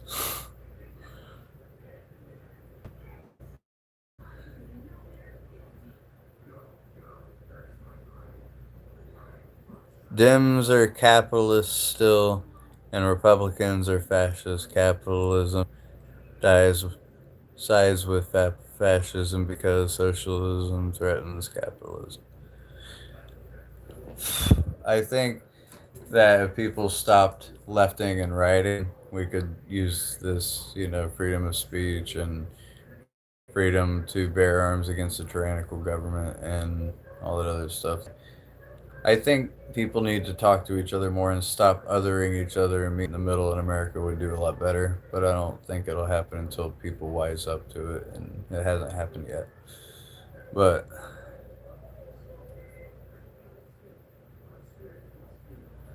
and they both think that the opposite side is running society. Actually, what it is the left and the right are the same fucking thing. They're pretending to be enemies and they're working together to basically keep the American people working for them instead of the American people working for themselves. Like, we could have so much more. We could have way better control over our country if we actually had it run by the people. But it's not. This country's been bought and sold and paid for a long time ago. All this shit they shuffle around every 4 years doesn't mean a damn thing. It's just a distraction to give us the illusion that we have a choice. We don't. We have owners. They own us. They own this country. They own all the important land. They own all the uh, oil companies and everything. They own all the big media companies. They have the judges in their back pocket. And they give basically all the news and information that we see. They got us by the balls. They spend billions of dollars each year lobbying to get what they want. And we know what they want. They want more for themselves and less for everybody else. But I can tell you what they don't want. They don't want a civilization filled with uh, critical thinking people that actually like think through what they're doing. They don't. They're not interested in that. They want people. They want obedient workers.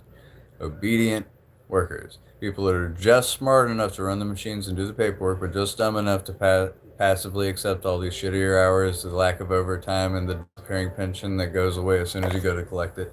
And next, they're coming for your retirement money. They want it back. They want to give it to their criminal friends on Wall Street. It's a big club. We're not in it.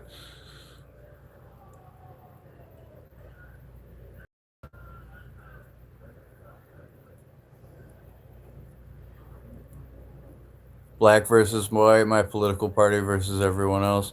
Yeah, it's them pinning the people against each other so that they don't see that their government's taking them for all their money and everything that they own. They only do what you allow them to do. As people that overthrow their government and put something new in happens all the time because governments get corrupt. They will take from you and take and take and take as long as you allow them to until the people unite and join together under one cause and one understanding. They're going to be pinned against each other so that the people that run everything can take more and more from them without them even noticing.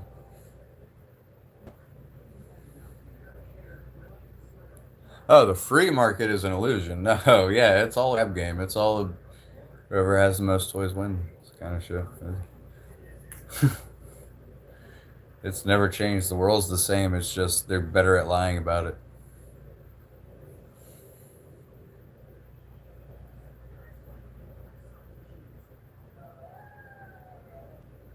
Exactly. There's always a scapegoat to blame for your problems. They're always like, oh, it's this person that did it. It's that person that did it. Well, let's fight with each other instead of coming together to make something better. We're always like, no, we can blame our shortcomings, our downfalls, our this or that on somebody else instead of taking personal responsibility and accountability for the actions of not only ourselves but our countrymen. It's going to keep continuing. But people don't want to rock the boat. They're too comfortable. They would rather have their phones and all the fun gadgets and everything that the world offers them. They would rather, live complacent, sheeple lives instead of realizing that the world is burning and we're the ones that lit the fire.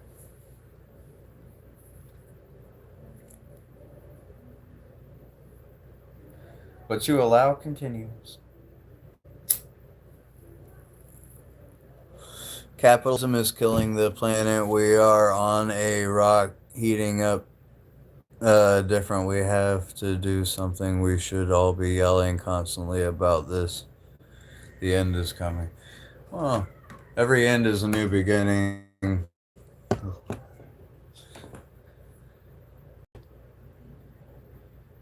The opposite of life isn't death. That life has no opposite. The opposite of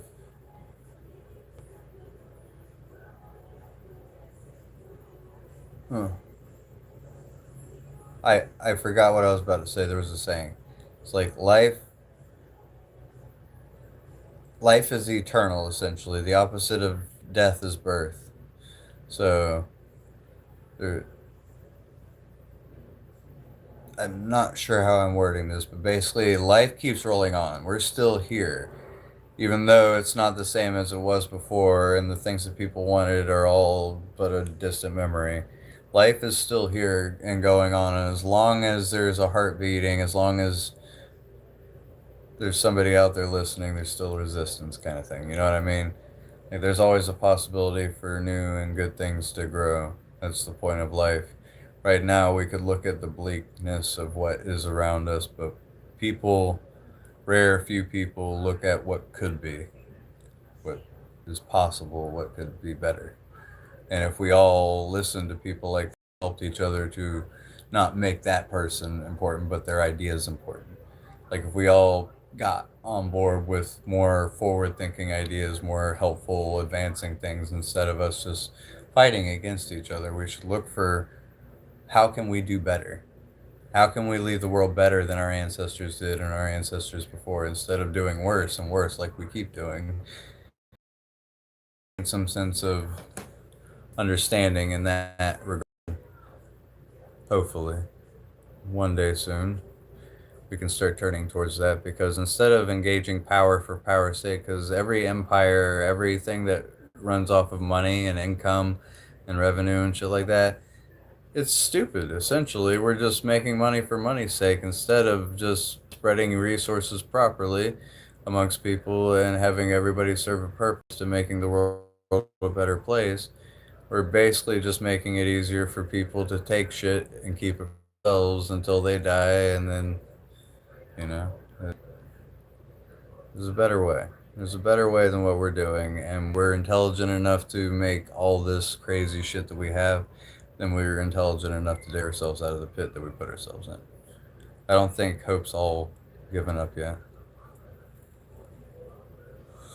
So, reunion time? Nah, I'm not a communist. I'm not a capitalist. I'm Tommy. My name is Tommy. I don't subscribe to a group. I subscribe to the idea of hope and peace and love and doing better than we did before without having to label it, without having to subscribe to it and calling other people that don't get down wrong for being different. I think if the world embraced everybody's differences and utilized everybody's differences for a positive means instead of ostracizing and othering them, maybe we can make something better happen.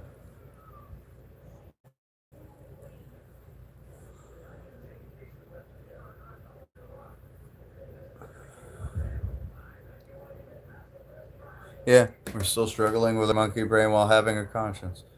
We're all trying to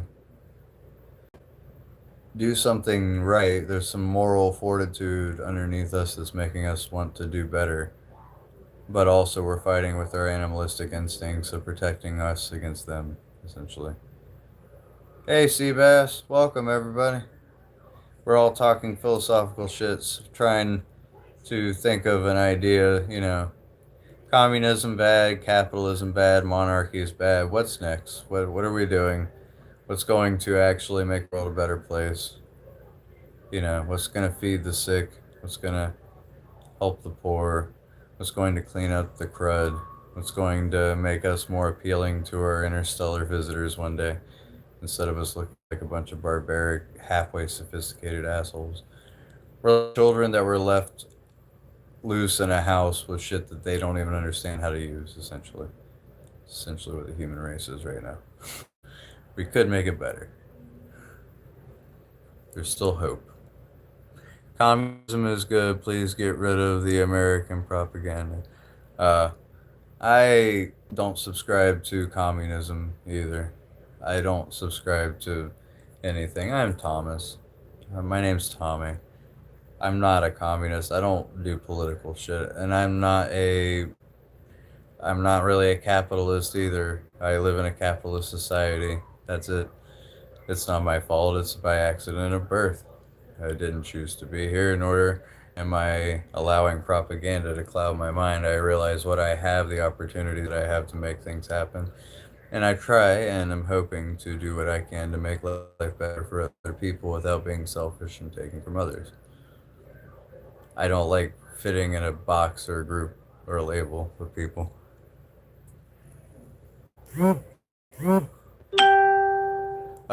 Thinking I was talking about some aquatic creature. No, there was somebody on here.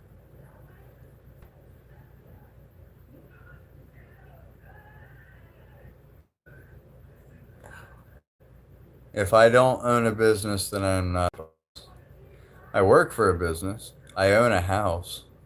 I am starting up a permaculture garden and trying to create community gardens for other people that are self-sustainable so that people can help with food shortages around the world. I also want to be a peer counselor and help people with addiction recovery and stuff. My main focus is to help people. I have no business of taking from another person in my business.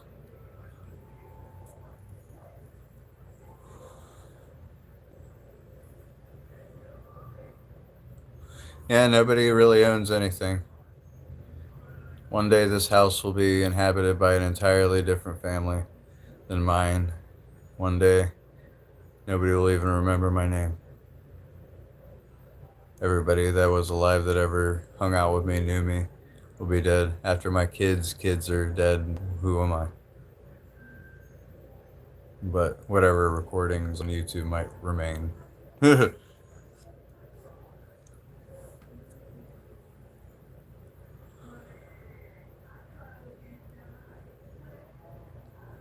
Yeah, if I stopped paying property taxes, they would take it. I don't own this. This is a privilege. This is an extended privilege. Capitalism isn't what it's made out to be. You have to keep giving to the system in order to keep having, so therefore you never truly have anything.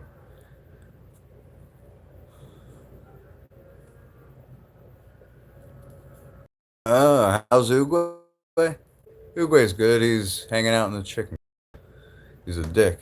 He keeps knocking over the chicken food. We put chicken feed in this 5 gallon jug, and he keeps knocking over and trying to eat it.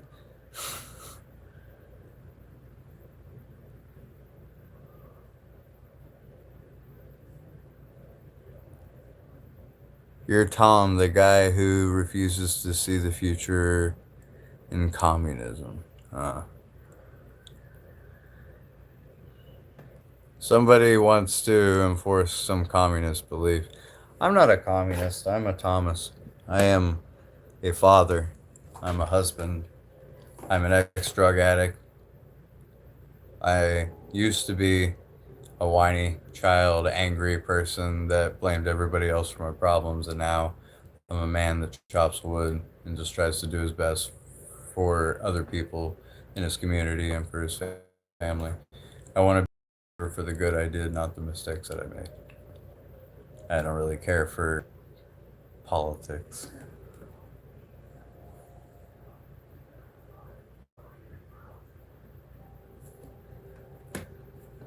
Hey, cheers, Mars. You have a good night, my friend. Communist. Right?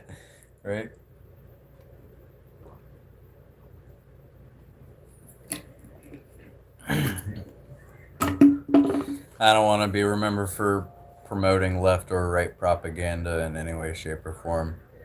People want to know my opinion. I think it's a damn shame that Carly Church got shot because you might not agree with what he was saying, but he didn't deserve to die for it.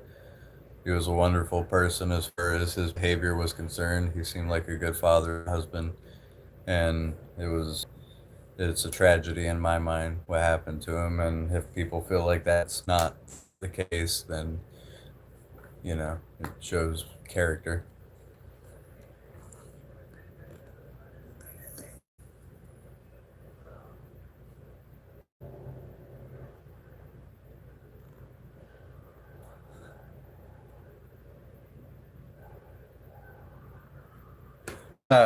Let Marx be your higher power.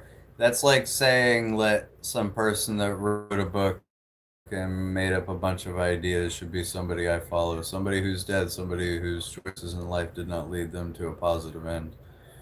I look at people's wisdom and I look at how it's affected things. Words mean nothing. Actions speak louder than words, and yeah. He said gun deaths were necessary, so he died for what he believes in. LOL, and he was downplaying gun violence.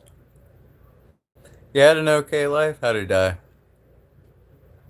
Yeah, that's what I'm saying. Is like I look towards what I want. I look I look towards the wisdom of people that have had their words match their actions, had other people live fruitfully for it, not unfruitfully by what they said or did. People like Buddha, people like Jesus, people. They were people. They weren't gods. They weren't anything special, but they left an idea behind that people live by, and it makes the world a better place in some means. Some people are crazy and make it bad. I, with all the good and the bad, life is. I call it good or bad, but life is, and there's plenty of good and there's plenty of bad. You can choose by your actions which you live by.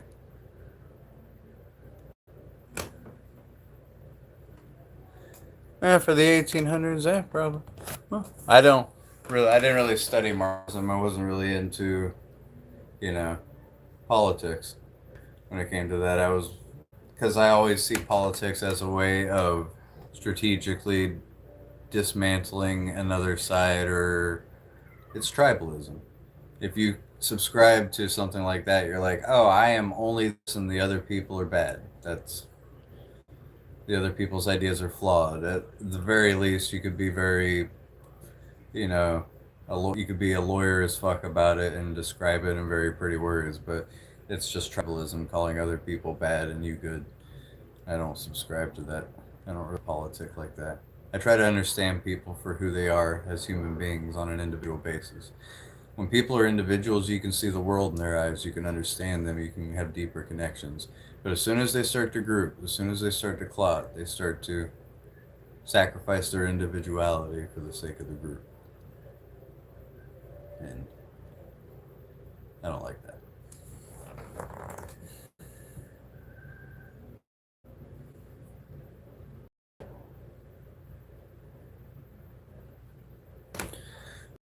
Some people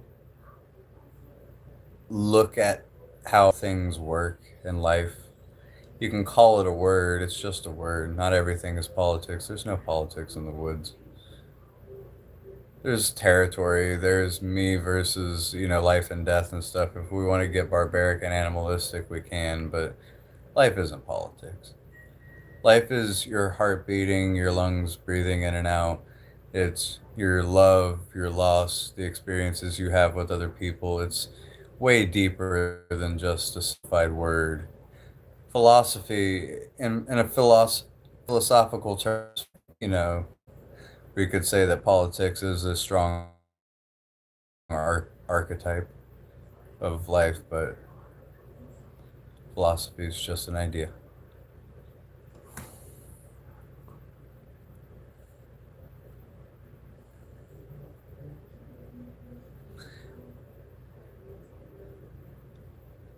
I think that it's hard for certain people to understand the abstract idea of weaving in and out of life's laws, rules, and expectations. It's adaptation. I'll call it that. I don't focus on the chain that binds me. I focus on that which I can do. You know, if there's something that holds me in place, there's other things to do than to focus on the chain, if that makes sense. I can't fly. I'll never, unless I obtain some wings or start base jumping again. I used to go skydiving and base jumping before, but That doesn't mean I can't do shit. You know what I mean? Like I might be like under a certain rule. I might have to abide by certain laws, but within that realm of possibility, there's so much life that can be experienced without having to focus on the negative archetypes that bind me to this realm. You know.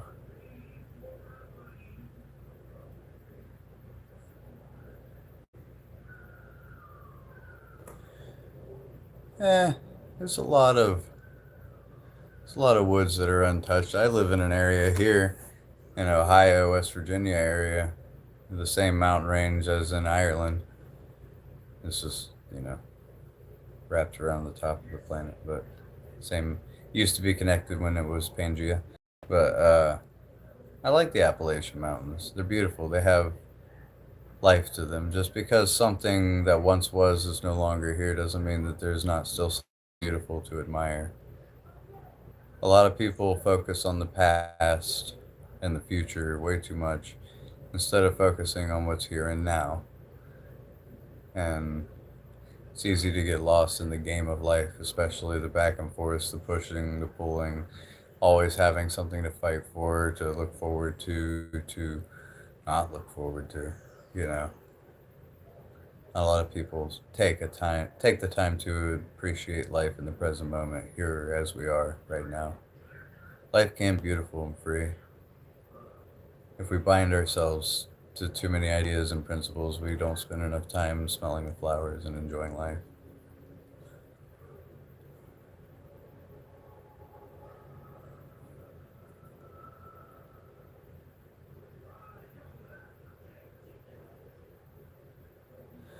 No, I'm not saying you're crazy. I'm pretty sure like I didn't say that politics don't affect the world. I say I don't let what politics do affect me as I'm living life. I'm not saying that life isn't affected by politics, but I'm not going to waste my life pontificating with a bunch of assholes in a room over ideas to try to change something that really isn't that monumental of a change to me.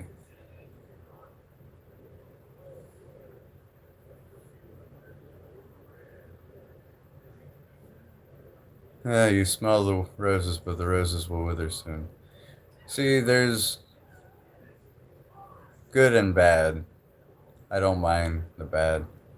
I take life as it is, the good and the bad. I enjoy the spring, the beautiful flowers. I enjoy the summer, the heat, and swimming in water. I love the fall because it's magical as everything starts to die and wither off the trees. And I love because it gives me fight or flight. It's a beautiful time. It's actually good for your mental health to be in the cold sometimes. And I take the good and the bad.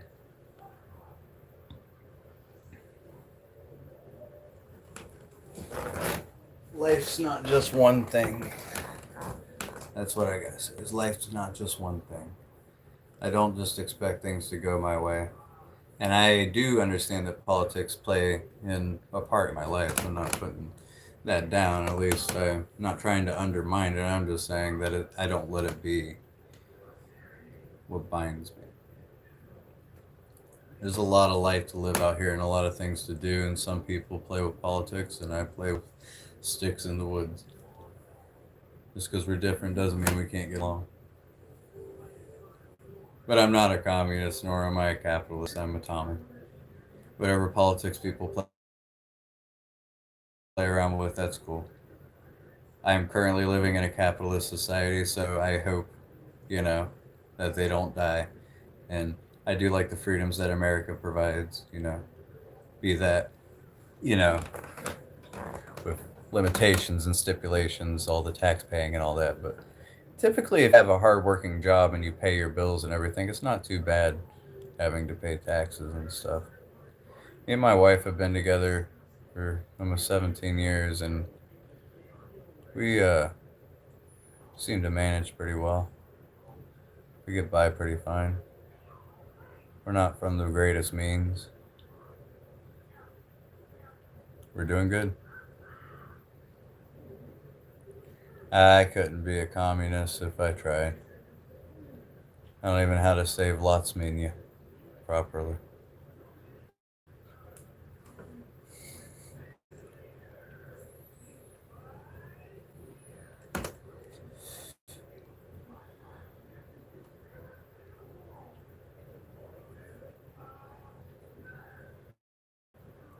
It seems like a real place. I am currently living in a small town in Ohio and I don't lock my front door. I'm doing pretty good living in a nice place. It might be a rural small town, everybody knows each other and we all have guns and cameras and stuff, but also, I don't lock my front door. I don't have to. I'm not going to tell you my address. I don't want you to get eaten by my dog or shot by my neighbor. Because you'll probably be shot by my neighbor before you even make it to my front. But I'm not hard to find. I already tell people my last name, my first name, and everything. And I'm not hard to find. But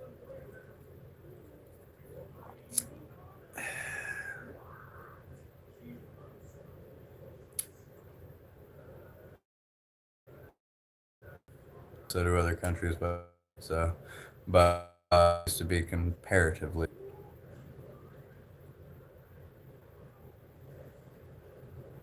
Oh, you're gonna bring me some books? Well, hell, I actually considered making little get together. Frickin' what do they call it?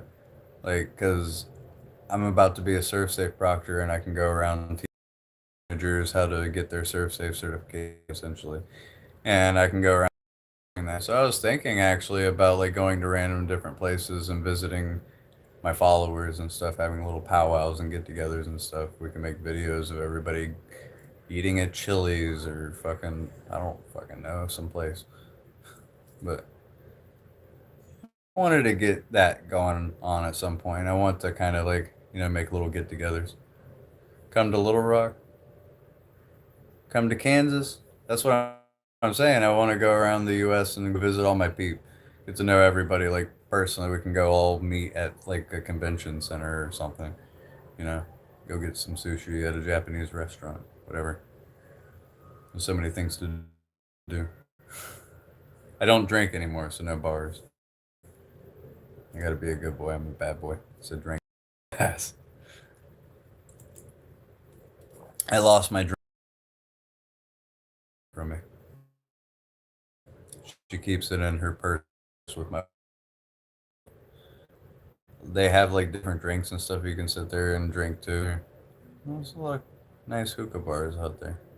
It's a nice way to chill and have a good time. Put in our ideas and make something of it. Like we can actually make videos, content of us reacting to certain shit that's happening in the world. I can have like people like you, Yoda, Little Spoon, Oak, Jillian, Bumbleclaw, other people that I can go see and stuff. We can actually have little podcasts, like visual podcasts, where we like go over shit, laugh about shit. If we smoke weed, we get high. If we're sober, we respect boundaries and shit, and you know all that jazz.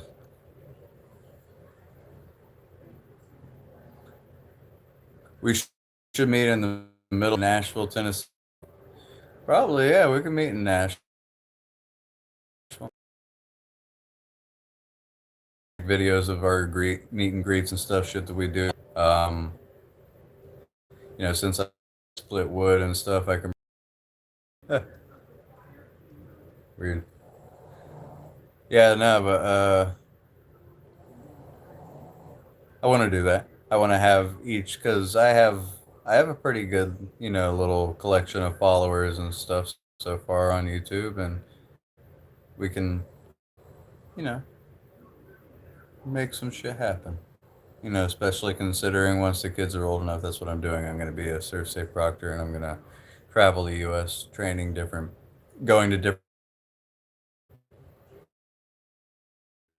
very small town off the beaten path in Ohio in the valley.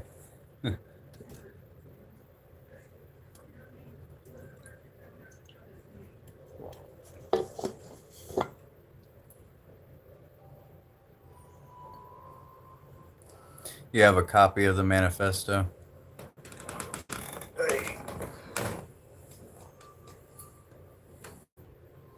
I'm tired. Yeah, with all due respect, though, Little Spoon, I don't really do politics like that. I do respect that you take it very seriously. That's awesome. And, you know, as long as my family is kept well, I hope whatever you pray for or hope for comes to fruition, at least for your life. But I don't do politics. I barely support the system that I'm in, let alone trying to pick up another ideology that historically doesn't work really well, by the way. Not putting it down, I'm just saying historically, whether through sabotage or through the situation, communism did not do too well. Not really a fan of it either. Maybe we should go back to monarchies, you know? Do something like the Greeks did. Make sure that all the senators and politicians and stuff. Oh, wait, that was the Romans. It was either the Romans or the Greeks, but they basically made sure that people had no. The people that ran the politics couldn't own any land or have any investments or anything, so that they didn't have the ability to be corrupt or use anything towards their interest, essentially. And yeah, I think a system like that might work a little better since we're more modern, you know?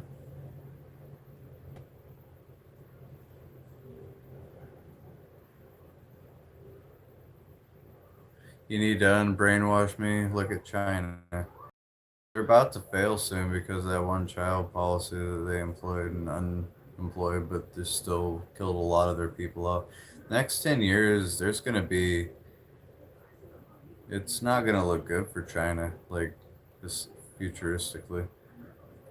If you look at how the workforce is going, their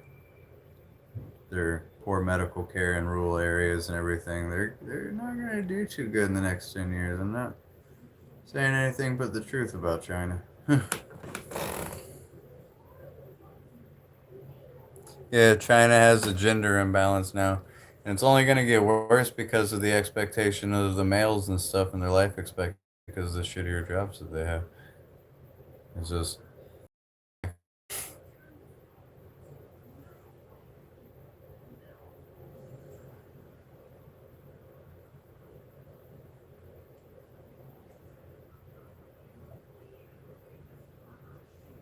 yeah, that 4% is a lot. That throws it off balance.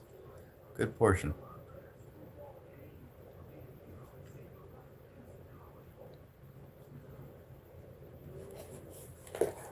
America is the only country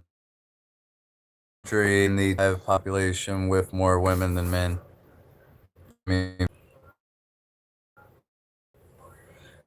give it to Asian countries and other countries as well. Having a two-parent household is important, like very important. Like it's something that people suck at in America, but we need to get better at because these single parent households are making little assholes. Statistically proven, two parent households yield better behaved children in the future than single households.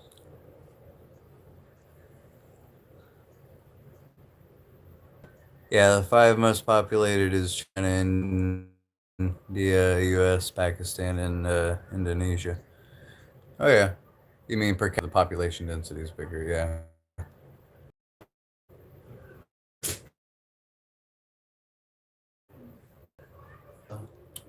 Come here, mama. Come here, mama. Say hi to the people. Come say hi to the people. See, Lola says hi with her eye bookings. See, Lola says hi. Look at that old lady. She's so pretty. Here's a gunter cleaning himself. She's just so old and pretty. She's 16 years old and she's still kicking. She looks so frosty and old in this. I love her.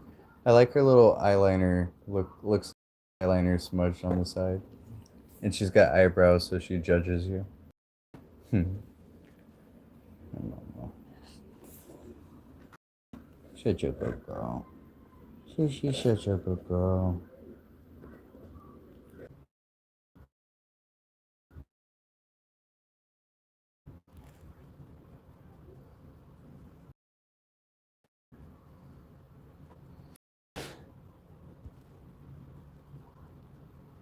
Every 6 males shares one wife. What? Damn. I don't know. I think the whole world's kind of got like this poly idea going on. Like some people are just not loyal. Some people just have some weird itch to fuck everything around them. And some people are perfectly content having one person in their life, and that's fine for them. That's me.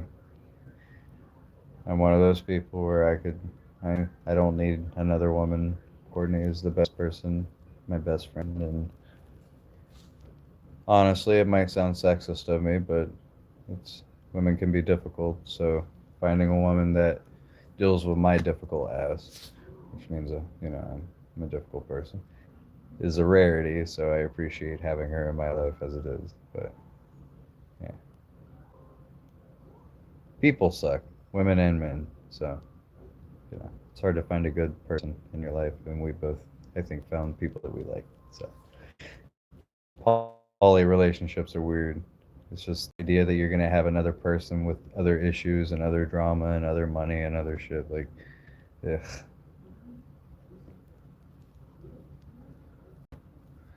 You know what I mean? Like it sounds like a chore to be in a poly relationship because it's more than just having sex. It's like dealing with their emotional, like financial issues and political beliefs, shit like that. So much unnecessary, unnecessary complexity.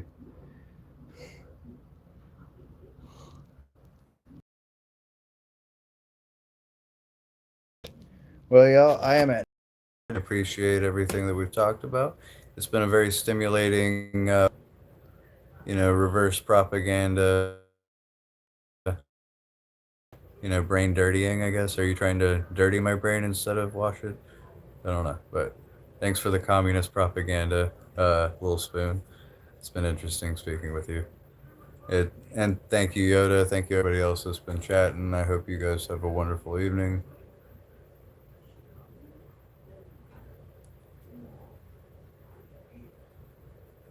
Is it better now? It's lagging. Sorry. Well, thank you guys. I appreciate you guys. Glad that we could chat and everything, but I am getting tired and I need some sleep because I work tomorrow.